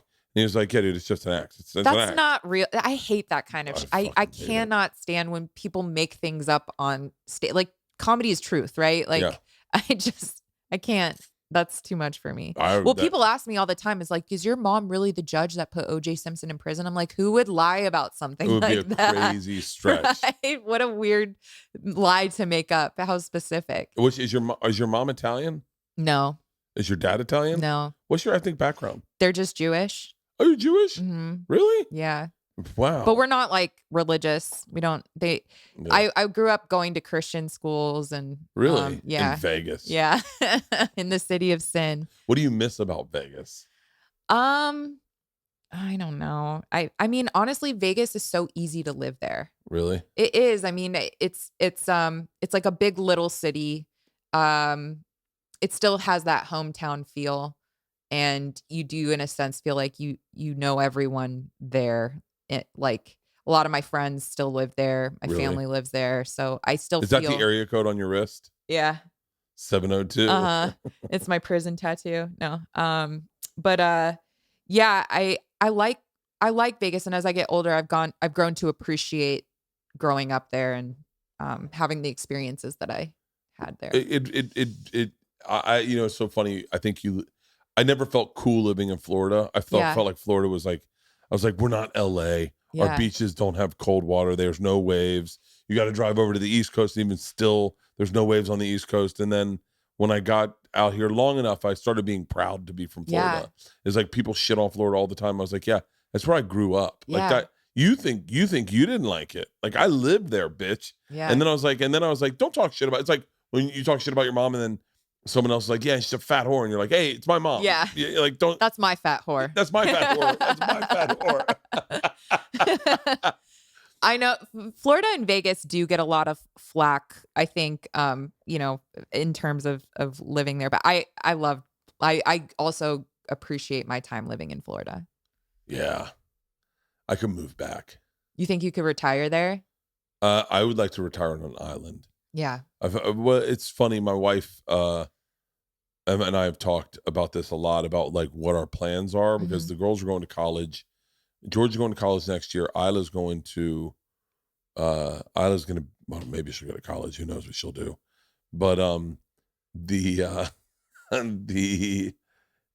we've talked about like what our, like, that's an important part of like marriage is like, what do you guys do when it's just you? And Leanne's like, I'll go on the road with you. I was like, the fuck you will. That's hilarious. Fucking Buzzkill McGee sleeping in her own bunk. She's like, well, we'll get a but she is such a she's a road dog. She's such a square. She is I woke up the other morning and I call her, I go, where the fuck are you? And she goes, I'm in the backyard reading a book. That's adorable. And I go, why? Like what? And she goes, I don't know. Just thought I'd read a book. And she's out there and I look, she's in her robe with her fucking living her best life. Robe with her fucking free water scuffies and her cup of coffee, reading a book. And I just thought, what a dork. Yeah. I was like, what a fucking, like, I get it if you're smoking a joint reading a book. You're like, but she's just doing it sober. She's just doing it sober. It's the funniest thing being married when you look at your person and you just go like, can't believe I fell in love with you. Aw. And then you realize I'm gonna look into your eyes when I die. Oh no. That's what you think about? I had a drink. I'm trying to write a bit about it. I was having sex with her one time, and right at the climax, I thought, so these are the eyes I'll look into when I die. Oh my God. A little morbid. Hey, you can't control what your brain thinks of, right? That's hilarious. Hopefully it's not while you guys are also having sex. I wouldn't mind going out like that. Actually, that's probably the best scenario. I'm doing pretty good at my workout, so I don't think I'm gonna die having sex. No. It's too quick. No. My workout's at 30 minutes. That'd be a quick and painless death. I would have to be in the middle of a heart attack as we started sex. You'd have to the heart attack would have to start before. That's so funny. I'd have to be having chest pains. And she'd be like, hey, do you want to go to the bedroom? And I'm like, let me finish this steak. Oh. That's so funny. Fuck. So what's the plans for you now? I mean, honestly, it's Like, just, what do you want? Leanne used to say, put it in the universe. okay. What do you want? And I put it in the universe and said, I want to make a movie. Yeah. And it fucking happened. I want to become a beast at stand-up. I want to become undeniable. That's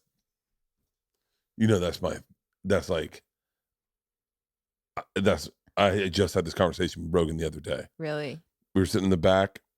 This is sometimes this business, it looks like it's like, did you ever play that game when you were a kid and you go, I'm going camping and I'm bringing a toaster. And they're like, what are you bringing? And he's like, I'm bringing a bev. You can't bring a bever. And then they're like, huh? And then another part. And then when you don't understand the game, you're sitting there going, I'll never figure this out. Yeah. And then all of a sudden you figure it out. And then you're like, oh, that's what this business is like sometimes. I felt like the guy that didn't know how to play the game. And I was sitting back at the store in the back by the fridge, by the bar at the store. And I was talking to Rogan. He's like, you need to get a Netflix special. And I was like, yeah, that's not how it works, Joe. You don't just call up Netflix and be like, I'll take a special, please. Yeah. And he was like, yeah, it does. That is how it works. And he said, you need to be undeniable. And I was like, I'm already praying. He goes, no, you need to be undeniable. You need to be, he said it to me like, you need to be undeniable. And I didn't really wrap my head around that statement. And then I wrote it in my joke book. Be undeniable. Like undeniable was the word, my mantra. Be undeniable. And I didn't understand what it was until I was undeniable. Until I remember every time I went on stage was, and I went, okay. And then we'll do it again tomorrow. Yeah. And we'll show up the next day and we'll do it again better. And we're going to write more. We're going to wake up and write more than everyone else. And we're going to fucking work on our acts. And when we go on the road, we do an hour 15 and it's undeniable. Every time someone sees you, they go, that was the greatest. And that word really hit with me. Yeah. But yeah, be undeniable. Be undeniable. There's nothing better in the fucking universe. Yeah. I don't know why Netflix isn't giving you a special. You're in the #1 fucking movie.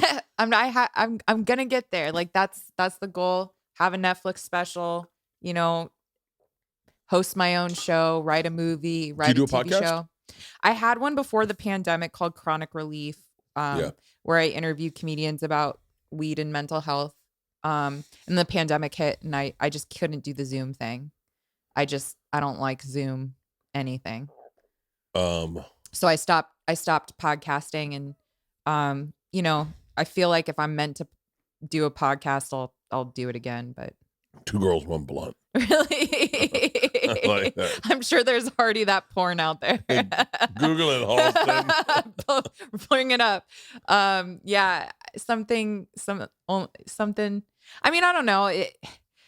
Should I be podcasting right now? I think so. Because I'll tell you right now, it is a podcast. Yeah, of course. Let's give a shout out to 2 Girls, 1 Blunt. Hell yeah. Emily, no last name. Just Emily. Shout out. Go to their Instagram. I want to see. Is this her Insta? Yeah. 2 Girls, 1 Blunt. They got how many followers? 5,000. 5,000. See if they follow me. Go to following. They better. I always do this. Do you ever? Oh my God! Shut the fuck up. 2 Girls, 1 Blunt. Shout out. Ladies, who else do they follow? A lot of comics. Oh, they follow a lot of. I wonder if they're. By the way, that name Jamie Lee Simmons sounds so familiar. I feel like I know them. That's so funny. They follow Ari Shaffir. They might be out of New York. Yeah, click in. I have my phone right here. I can find out real quick. That's so funny. All the wheat. Number 5 in stand-up comedy on Apple Podcasts. 700K.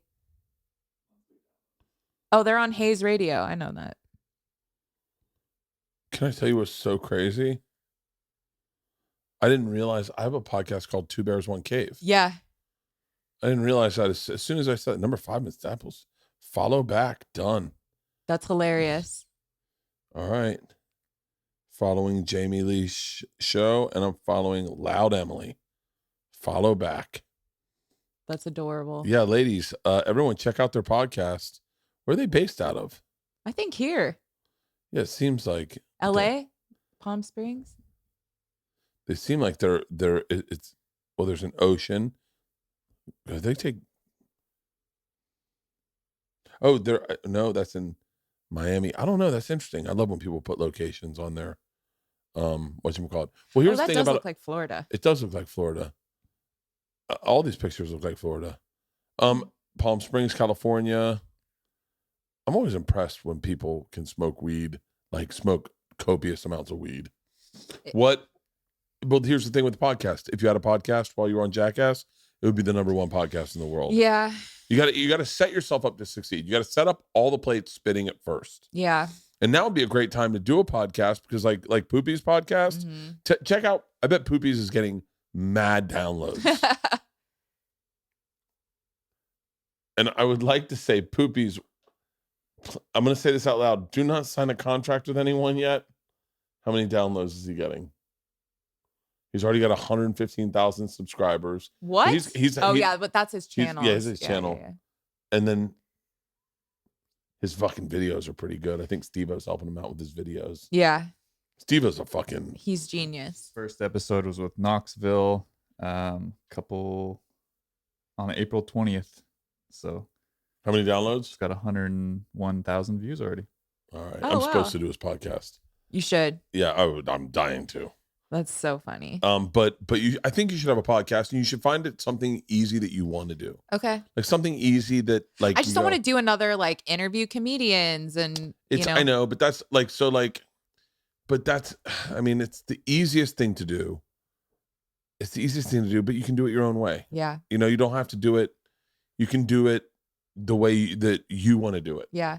Like if you're like if you want to smoke weed with a comic and you bring them on, you guys both smoke weed and then talk about anything. You can find 5 topics in the news and run through the 5 topics on the news high as fuck with a comic or just make it, but it's got to be something you want to do. Like today I got excited that you were coming here because I'd been watching so much of your shit. And I know Matt, I don't know if Matt told you this. He helped me move out of my house. No, he didn't tell me that. Yeah, he helped us move out of our house. And Matt of all trades. And so he's a good dude. He's a great dude. We went to Calgary together. We watched Ari Shaffir get as sick as I've ever seen Ari Shaffir get in his entire life. Threw up on a child. And so yeah. Wow. There's a lot Matt's not telling you. But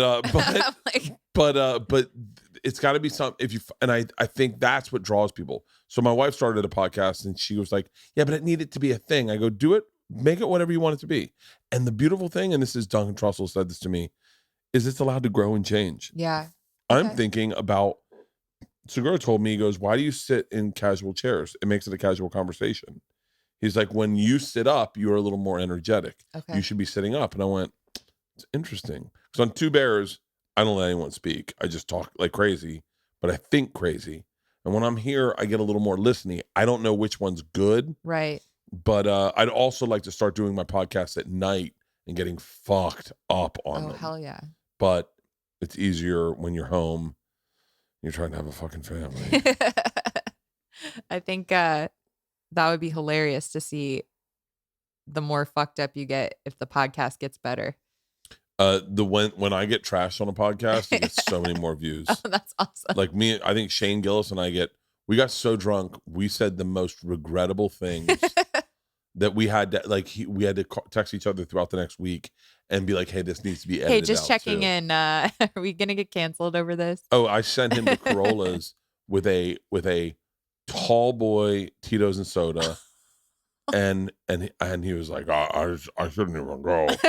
I shouldn't even go, man. That's yeah, awesome. that was when but it's all a growing process. Yeah. Like this studio is all new. I'm gonna get rid of all these posters. I've put these up when I started because I needed something there as They're a dope. placeholder. And I think I'm gonna get rid of them. Maybe keep a couple of my favorite ones. And maybe, I don't know, I maybe put it shelves and put stuff on the shelves that I like. I love the posters. But I feel like it's a little monotonous and it's a little. I mean, it's like I look like I'm in a fucking shrine to myself. You are. It's like We should get some candles in here. Yeah, I would like to lower the mood a little Yeah. bit. Candles aren't a bad idea, and we like candles Until before you everything. set the studio on fire. Yeah, But Give you a but fire yeah, hazard. I think a podcast would be great. Being undeniable and stand up, amazing. Are you writing anything for yourself? Meaning like Yeah. sitcoms, movies? I have I'm in the middle of writing about a certain point in my life. My senior year, my parents sent me to a lockdown in Utah. Okay, so the other night I go out to the fire pit. I'm not drinking. I'm not smoking cigars. I'm not doing anything right now. I'm trying to stay healthy. But I need something. I need something. I need something to make me feel like I'm a fucking man. That's me, right? I find out we got Black Buffalo in the man cave. Black Buffalo, if you're 21 and you dip or chew tobacco, pouches or long cut, whatever, you got to try this tobacco alternative.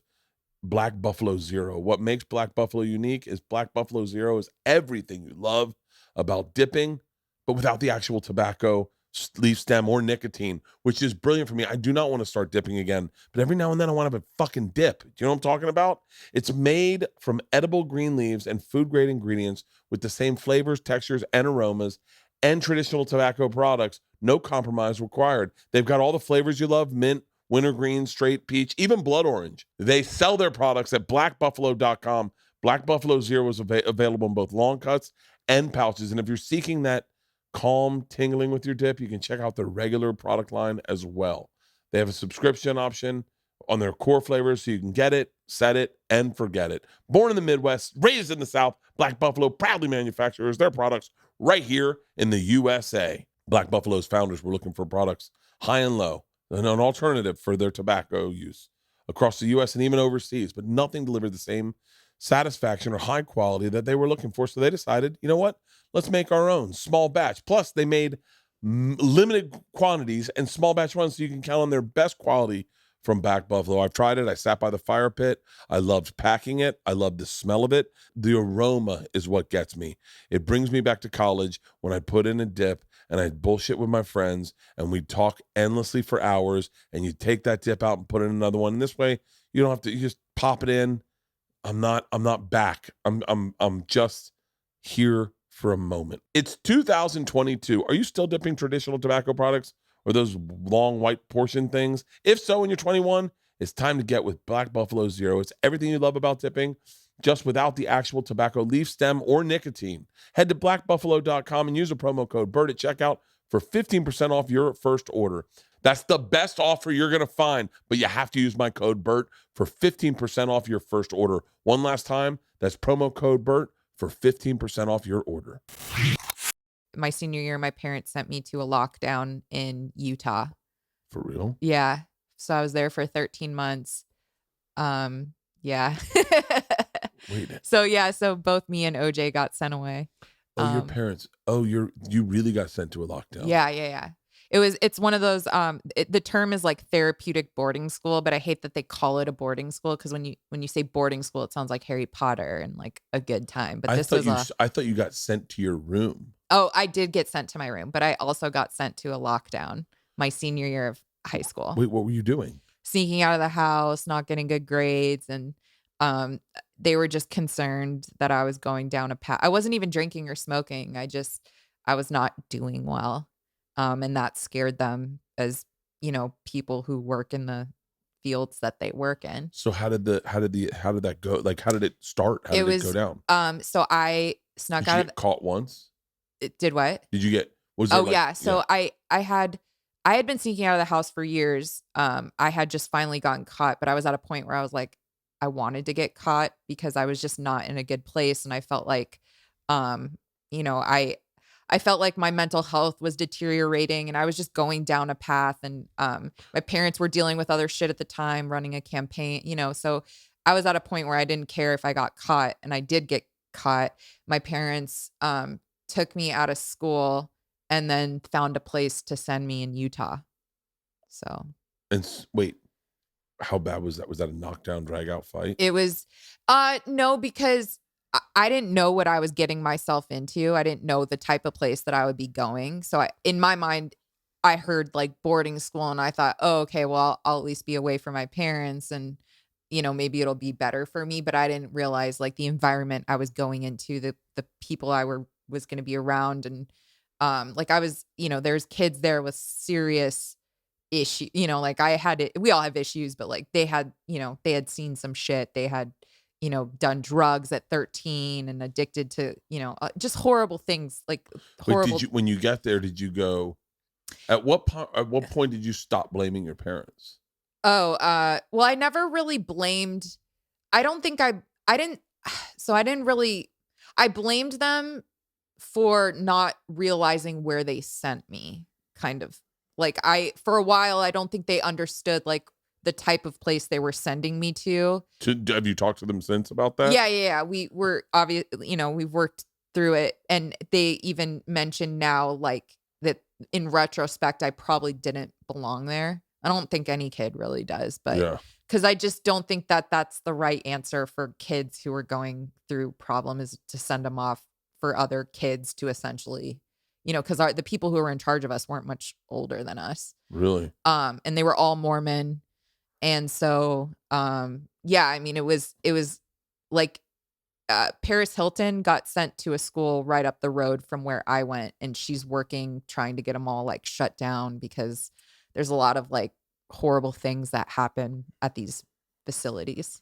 So wait, did you, when you got there? When I got there, I didn't realize until after my parents dropped me off. Now, some kids get like basically kidnapped in the middle of the night by like escorts who will come in. Like your parents can either drop you off, or they can have like two big security dudes come in and take you out of your bed at night and then take you to the place. Or I heard, I knew a kid whose parents had lied to them and told them that they were going on a ski trip to Utah, and then dropped them off at this school.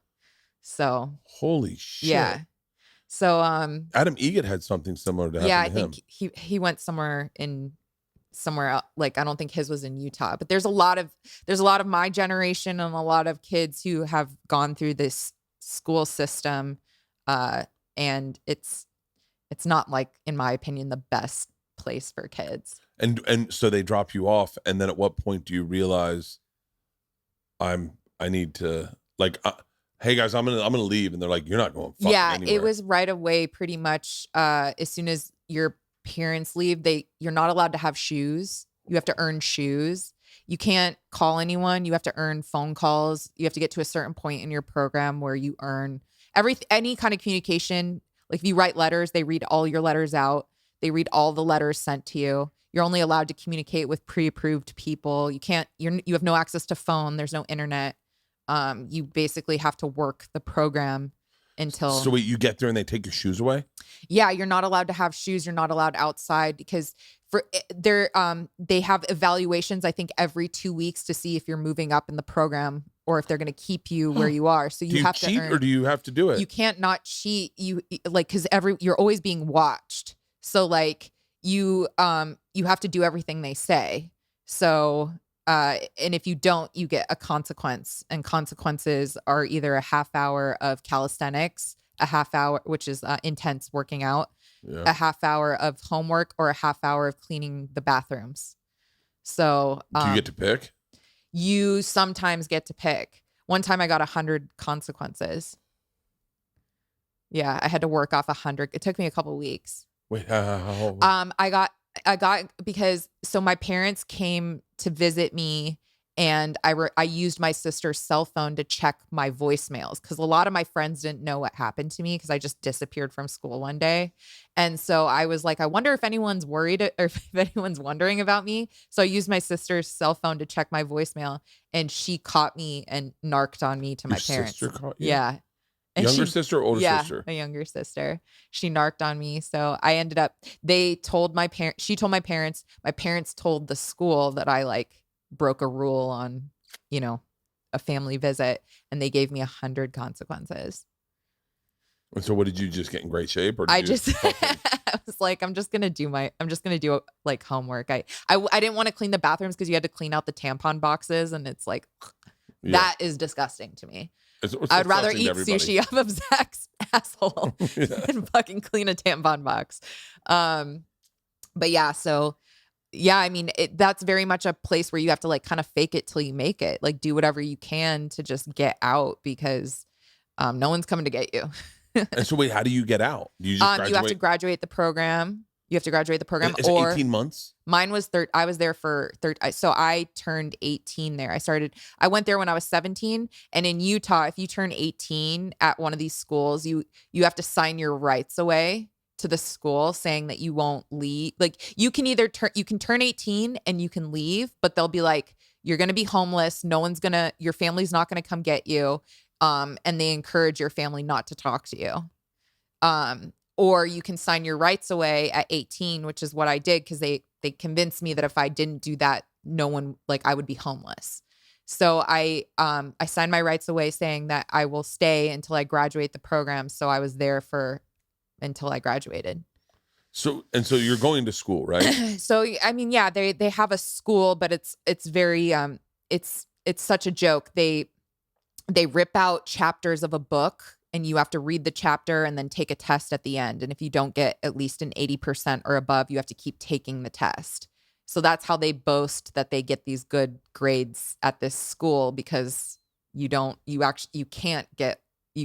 to keep taking the test until you pass it. So what are the rooms like? So the place I went to was an abandoned church. It used to be a church that got converted over like a tabernacle.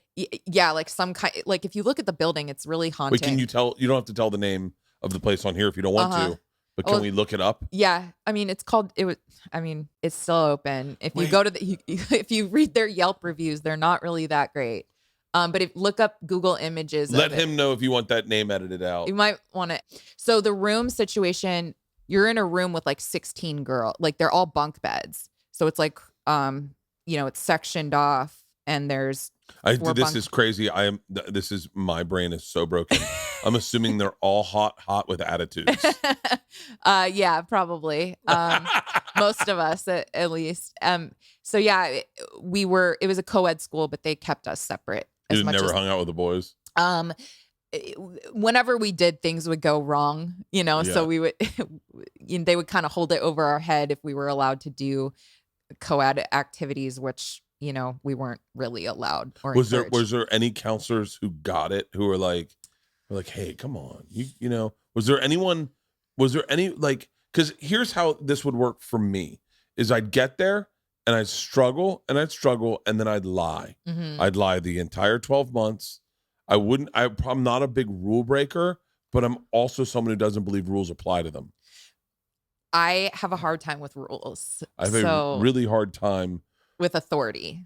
I like when you, the dumbest things, and especially if it's authority I don't believe. Right. If I don't believe in your authority, if you're a PA and you come back and you tell me, hey, why don't you hold tight? We're gonna come back for you in 25 minutes. I go, I think I'm gonna walk around. Right. I'm difficult in that sense. Yeah. There wasn't. The mentors, I think they were just doing their job and they believed in what they were doing. Yeah, for sure. But I think, I think it was, I had gotten to so my first 4 months I was there, I cried myself to sleep every night. Every night. I had a hard time accepting like my new reality. Cause it's very jarring. You're around a lot of girls who had gone through some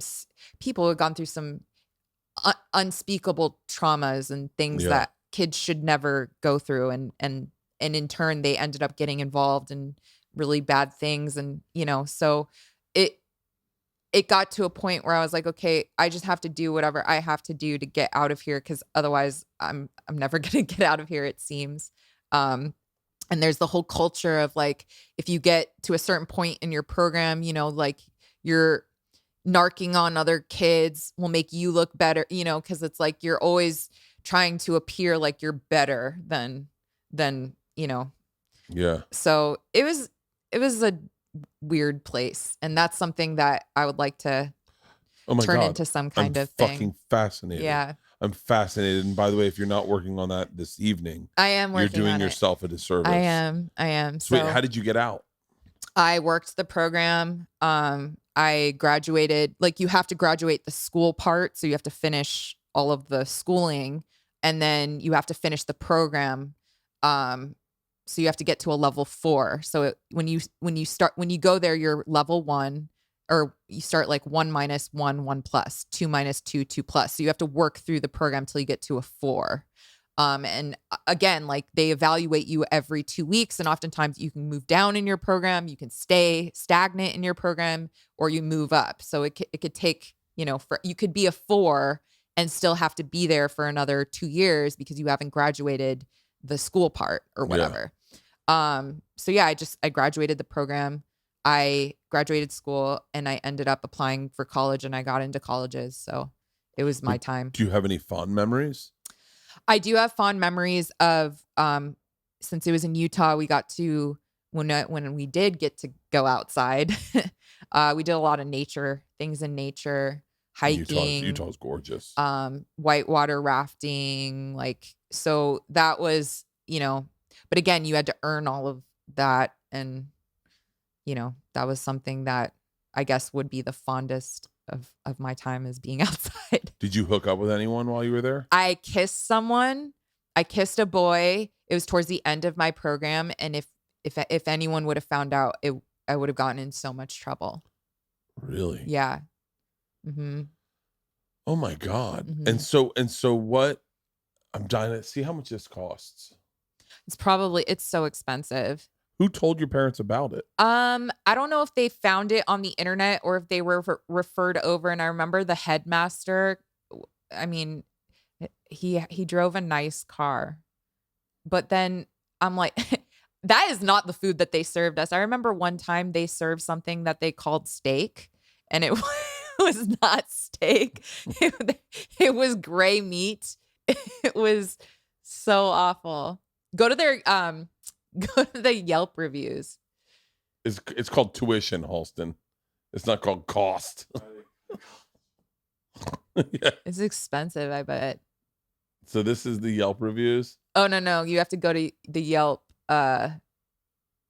Oh, yeah. If you go down, there should be like a bunch of 1-star reviews. We'll keep going. For, that one's a fake one, and the one at the top. Yeah, okay. If you don't want to take responsibility for your terrible parent, this is a great place to send your child. They focus on therapy will eventually help your child understand that your parenting was the issue, not them. Oh, yeah. They place you in a white, empty hole in the wall. So that's called ISU. What? They put you in a what? So if you get in trouble, they will isolate you. Kids will freak out because they will have violent kids. Oh, yeah. Oh, my God. That's a real thing. Is that a kid in the hole? That looks like an ISU. Yeah, these are all probably stories of either former kids or this is all former students. Yeah, or parents who figured out that it's probably not. The sad thing is a lot of the people I went to school there with either ended up back in prison or died, suicide, or aren't really doing anything with themselves. So I don't know if these schools work. Unless they want to use me as the poster child. You kind of killed it. If you can't beat children, you worthless crap. Oh wow, a mentor's coming here saying don't send. Who's a mentor? Where? I used to work here as a mentor for 2 years, and I don't recommend sending your kids here. I could go on and on about this place and how badly it is run, how negatively it impact the kids after they're being here. The only reason I stayed as long because I cared for the kids, and I want to do whatever I could to bring positivity into their life while at the ... But please don't send your kids here. They will suck you dry of money and leave your kid more traumatized. I was than so before. traumatized after. For real? I had nightmares for years where I was like, my nails were like, I'm like, people are dragging me at my feet. My nails are just like clawing the floor. Did you have physical activities where you had to fight people and stuff? I never got into fights. I did end up in ISU one time because I didn't want to do my math homework. And I was taking medication at the time for bipolar disorder because they thought I had bipolar. And they were like, we don't think you have bipolar, so we're going to take you off the medication. And I had a bad reaction. And you can't do that. Well, they tapered me off of it, like in what they thought was like a healthy way. but my teacher wanted me to do my math homework, and I was like, no, fuck that. And then it just caused a whole big fight, and they took me to ISU, the isolation unit. You have to. And they would tranquilize kids. Like, I didn't get tranquilized because like in the ISU, but that place is wild. $7,000 a year? Can't be what it is. Oh, maybe it wasn't that expensive. Maybe this is a different one. No, I guarantee you there is. Well, I guarantee you what tuition is. It's crazy because I don't know what the tuition boarding went to. versus meals. Yeah. Versus there's going to be a lot of add-ons. It's not $7,000 a year. So that was where I spent my senior year of high school. And, so I'm putting that out there that I'm going to turn it into something. That's genius. Yeah. That's genius. And that Paris Hilton went to one of these? She went to one called Provo Academy, same town that really? I went in. But it was a couple years, I think, before me. I think who sent her there? Her parents. And she's now actively fighting, going to like Congress and telling them these places need to be shut down. You're sending kids away. They're being abused. And why isn't anyone doing anything about it? The one that Adam Egan, have you talked to Adam about his? No. His was like, it was fucking, I'll tell you what, it sounded worse than Nick Thune's rehab. Yeah. And Nick Thune's rehab sounded rough. Did you have to go to Wilderness? Is that why? Adam? No, I don't know. I don't know where Adam went. I don't know the name of it. But Nick Thune's was rehab. He was detoxing. So he was not doing well. Yeah. And I remember thinking that's a nightmare. And then hearing Adam Egan's story and going, no, that's a nightmare. Yeah. That's a legit fucking nightmare. Yeah. It's, we would get, so a lot of these schools are attached to a wilderness program. So the kids will be sent away to the wilderness. And then after they graduate the wilderness program, they go into these residential programs. Yeah. And a lot of these wilderness programs should also be shut down because they're in the middle of Utah, in the middle of winter, having kids march all day, all night outside, build their tents, sleep outside. I almost sent my daughter to one of these, both of my daughters, because I wanted them to have, I used to hear stories about. Yeah, that's what it is. Which it's like Scared Straight. It sounds awesome. By the way, you can edit that out as well. But I used to hear stories about it, thinking it sounded awesome, and then looking on the website and being like, "This looks great." Yeah. And then you hear horror stories, and you're like, "Wait, hold on, what the fuck?" Like, we would have there was this girl one time. She had to leave the wilderness program early because she got frostbite on her feet. What the fuck? And then another girl ended wilderness early because she got giardia, which is from drinking dirty water, a parasite. Yeah. So yeah, these are not, in my opinion, the best programs for our youth. Jesus. Yeah. How hard was it to forgive your sister when she snitched on you? Oh man, it took a while. It took, I think I just had come to terms with she was young and she was just doing what my parents wanted her, what she felt like was the right thing. Yeah. Because she was just a little kid, but she was so stoked to narc on me. God. But yeah. I would love to see whatever that project is. Well, we'll see what happens with it. But it's taken me a while because it's so triggering. It's such a triggering process. I can see you still have a little bit of apprehension talking about it. Yeah. Because there's a part of you that goes, am I going to get in trouble for this? Well, I think that since it's still open, the facility is very much still open, running, accepting kids. It's just a part of my life where I'm still uncomfortable with it and still processing like what was that place. It's something that shouldn't happen to. I remember there was a kid, I won't say his name, but we were in high school. He had a scooter, he had a red scooter, and we were all partying, and we had like a quarter bag of marijuana, I'm guessing. If I remember correctly, it was an ounce of marijuana, but it's not. There's no way we got a hold of an ounce as kids. There's no way we probably got a hold. If we got a hold of a quarter bag of swag, right? And we put it. He said, "I'll put it in my scooter. I'll lock my scooter. No one goes through the center console of my scooter." And the next morning, his parents went through his center console of his scooter, and he disappeared that day. Oh shoot, they sent him away that night? That day he was gone. His family was a very wealthy family in Florida, in Tampa. In Florida, they were a wealthy Florida family, and they sent him away that night. And then we were freshmen, maybe. We were freshmen. And our junior year, he came and spoke to our Windy Gap. It was like our Christian thing. He spoke, and we were like, dude, what the fuck? Mind you, we didn't know he went to rehab.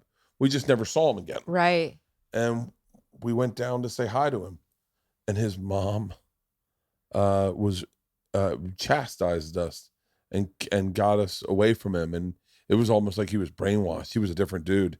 He was a very different dude. Yeah. And by the way, he bought the weed. Like he was like, don't worry, man, I'll throw it in my scooter. No one's ever checked my scooter. And the guy was cool as shit. And he definitely didn't have a problem. Right. He like out of all the kids we partied with, and you could tell who had problems. We had a buddy who's passed now. He's passed, but who his parents were very wealthy, and they took us out. He said to us one day, "Hey, do you guys want to go water skiing?" And we're like, "Fuck yeah!" He lived on the ocean, or on the bay, and we're like, "Fuck yeah!" And he's like, "Well, why don't you guys come out? I have a boat. We can take my boat." So we all go out, and he goes, "One of you guys can drive the boat, right?" And we're like, "Well, yeah. Why don't you drive your boat?" And he was like, "Oh, I'm getting high," and we watched him smoke weed. I mean, I've never seen anything like it. Like, just suck weed down a little bullet pipe for the whole time. He's like, "Do you want some?" And I was like, "I'm good. I came out here to water ski." Yeah. And he smoked weed. He's dead now, died of a heroin overdose. Oh no. But I knew what it was like to see someone with a problem. You could just recognize it. And man, this guy did not have a fucking problem. I'm dying to know what happened to him. He's doing great. And by the way, all you got to do is make sure your kid gets out okay. And I think some parents fuck it up and they overparent. I am definitely going through that. Yeah. Where I'm overparenting. And now I just go, hey, don't worry. I won't deal with this. I won't be a part of this. I'm going to be level-headed. I'm going to be like, because when people made mistakes in our family, I would take energy level up here and I would get angry. And then I just showed everyone, hey, just so you know, if you fuck up, we're going to here. So you might as well lie anyway, because it's already going to here. Right. And so then I had to realize, I had to be like, you got to listen to your kids and talk to them and be like, I'm not your best friend. I'm your dad, but I need you to be safe. I need you to be healthy. I need you to, all this stuff. And so I think that's a good approach. I don't fucking know. I have no fucking idea. I wish I could I know I fuck up left and right. I mean, because my dad has 2 girls and he had 2 sisters. So he's just like surrounded by women. Just like, I have 2 girls. I have 2 sisters. Really? Yeah. Oh man, I feel for you guys. Which parent did you forgive first after coming back from that? Probably my dad. Yeah. Probably. I don't know. I feel like in terms of my mom and my dad, like my mom was more bad cop and my dad was good cop in a sense. Like, oh, that's funny. I think my wife is more good cop and I'm more bad cop. And I think she set it up to be that way. Yeah. So I think like my dad, it was easier for me to forgive him, but I don't know. I still feel like I don't think they really understand what that place was.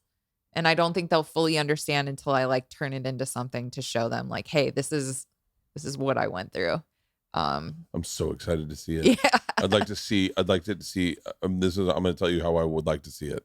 I would like to see it as a series on Netflix. Yeah. I'd like to see it as a series. Yeah. I want to meet. I know everything I want to see about it. Okay. But I want it to be funny. It's a traumedy. That's what I'm going to call it. Yeah, I want it to be. It's going to be funny. I told them that the only way, like, because I'm talking to people about working on this, is like it has to be there has to be a community. It can't, because it's such heavy stuff that I'm going to be dealing with that I have to find a way to make it funny. So it's got to be funny. I'm really, I would be very excited to see that. Then all this stuff. So my dad represented the Church of Scientology, and I'm not really certain. I think I've talked about this, so I don't have to worry. So, yeah, but and I'm not really certain. So I forgive me if I'm incorrect on this, but I think what happened is my dad represented someone who ran away from the church, and the church tried to grab and take back, and my dad won that case. And so L. Ron Hubbard was like, "Hey, anyone who can beat the church is good enough to be my lawyer. We want to put you on retainer." Oh, It's kind wow. of, yeah. And so my dad was like, "How much?" And they were like, ... My dad's like, "Game changer." Yeah. Never got the money for the Church of Scientology, allegedly. I mean, I'm just saying that to cover everyone's bases. I know the church can be a tad bit litigious, Yeah. but never got paid, but then they stiffed him on some money. So my dad got enough money to get us out of the bad neighborhood to build us a big house for like $350,000, which is a Wow. lot of money back Yeah. then. But right as we closed on that house, or not closed on it, but finished building it, we didn't have enough money to. They stopped paying us, and we didn't have enough money to put furniture in the house. Wow. So we had this house where it had 2 couches in the living room and a TV. That was it, and then a kitchen table. Everyone had beds, but that was all the furniture. 2 couches, kitchen table, and then we each had a bed. Everyone had beds, but like didn't have like we had furniture from our other house that we bought, Right. but we had a house that had like 1, 2, 3, 4 completely empty rooms. Wow. And but it didn't matter. It was on a lake, and I was a kid. I didn't give a fuck. Yeah. I was outdoors all the time anyway. I was completely outdoors. But because of that story, and I remember hearing my dad tell me that story of that, the idea of loss of freedom, the idea of not getting your free will 100% fucks me up. Mhm. And those stories that you tell, or Adam Egget tells, or dying to hear Paris Hilton's story now. I'm going to Google that and see if she's ever. Yeah. Are And you- I'm so triggered I can't watch it. For real? I What's the name of the can't. documentary? Yeah. By the way, when you look back and you look at all those people being shitty to Paris Hilton, I was so attracted to her back then that I never was shitty, because I always hoped that Yeah. it's on YouTube. Yeah. I'll be watching that in the sauna tonight. Oh, interesting. Yeah. I mean, it's really cool to see her take this advocacy, standpoint, because it does take someone like her with such influence to really call out an industry that no one is calling out for the abuses that happen to children. I mean, these are kids that are being abused, essentially. I can imagine. By the way, hang on, hit pause. So Jackass triggered me. Really? Yeah. So like I've never been a big trigger advocate in that like I was like trigger warning, and like in a meeting, trigger warning. I've always like whatever, But then I started realizing triggers are very real. Like Mhm. certain things will trigger things in you where you start going like, I'm starting to fucking get worked up about Yeah, this. yeah. And so I did a show called Hurt Bert. This is probably right around when Jackass was blowing up. Yeah. And I did a show. I'd done this segment on the X show where I got my ass waxed, and it was like the big viral video. So we pitched a show Hurt Bert, where I take dangerous men's jobs for a day. Wow. So I was a rodeo clown, an MMA fighter. I just took it like a dominatrix gimp, and so today I'm watching Jackass 4.5. I never would ever tell you I'd get triggered by something. Now, but a very simple trigger for everyone is like when you see someone throw up, you want to throw up. Yeah. Like that's a very simple. Yeah. Just so you know what a trigger is. That's a trigger. Yeah. Poopy's was doing an interview, and Knoxville came up and slapped him in the side of the face. So that happened to me on Hurt Bert. They wanted to do an intro, and they wanted the intro to be intense. And so they had me holding a light panel underneath my face so I couldn't see. And they had me doing some things. And my good friend, very good friend, Tim Scott, slapped me in the face. He was the director of it. And they were trying to get that moment where I get slapped in the face on camera in slow motion. And it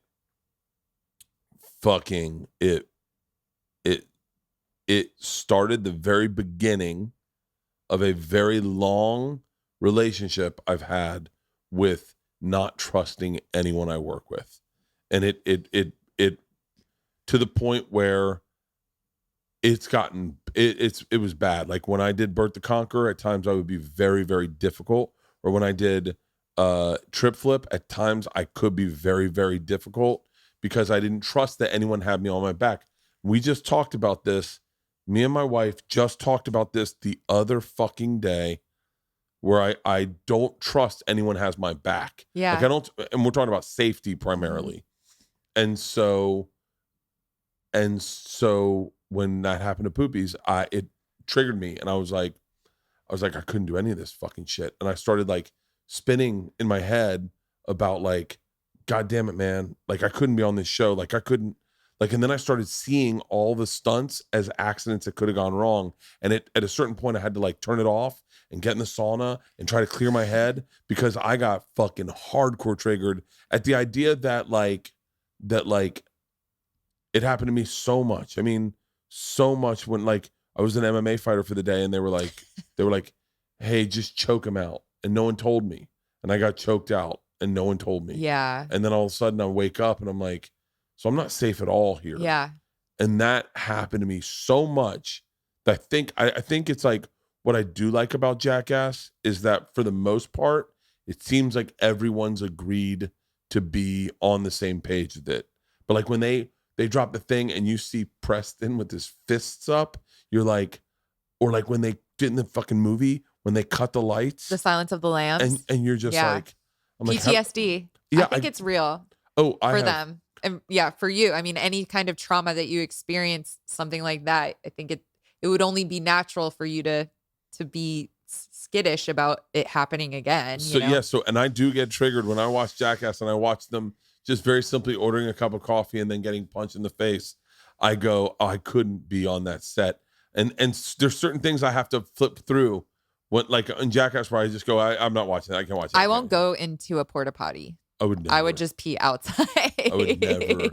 I'm so triggered by porta potties. I can't. I'm sorry. But I think you're right. I don't think they would fuck with me in the porta potty like they would with Steve. It's inside me. Hey, help. I got to watch this documentary. I From know Paris it looks Hilton. so good, but well, thank you for doing my podcast. thank you so much for having me. I can't tell you what a joy you brought to me these past today when we watched it, and I I love your boyfriend. Aw. I absolutely We think love you, Bert. I think he's great. We love you very much. So And I would love to have, what we should do is have you guys both on, and we'll just smoke blunts the whole time. love that. Let's do a party podcast. Love that. Where I can plan it, where I don't have drama going on in my life. Let's do it. Let's plan it around the drama. So wait, tell everyone where they can find you. You can find me on Instagram at Rachel Wolfson, on Twitter at Wolfie Comedy. I don't use Facebook, but someone was trying to use my picture to scam people out of Bitcoin, so that's not me. By the way, so yeah. did they just do that to Tom Rhodes, or did he really make $10,000 on Bitcoins? Is that real?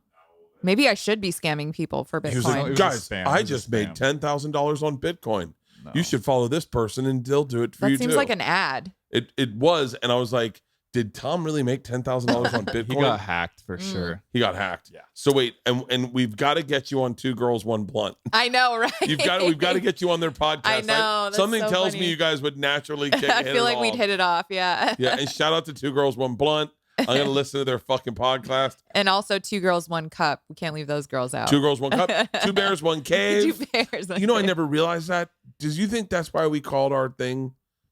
I wonder, because I don't remember. I remember.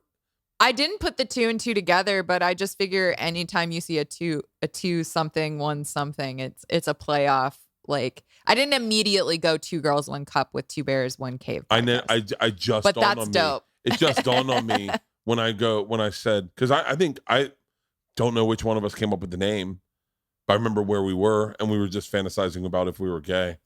I love it. Because we're two bears. Hey, thank you for doing this. Thank you, Bert.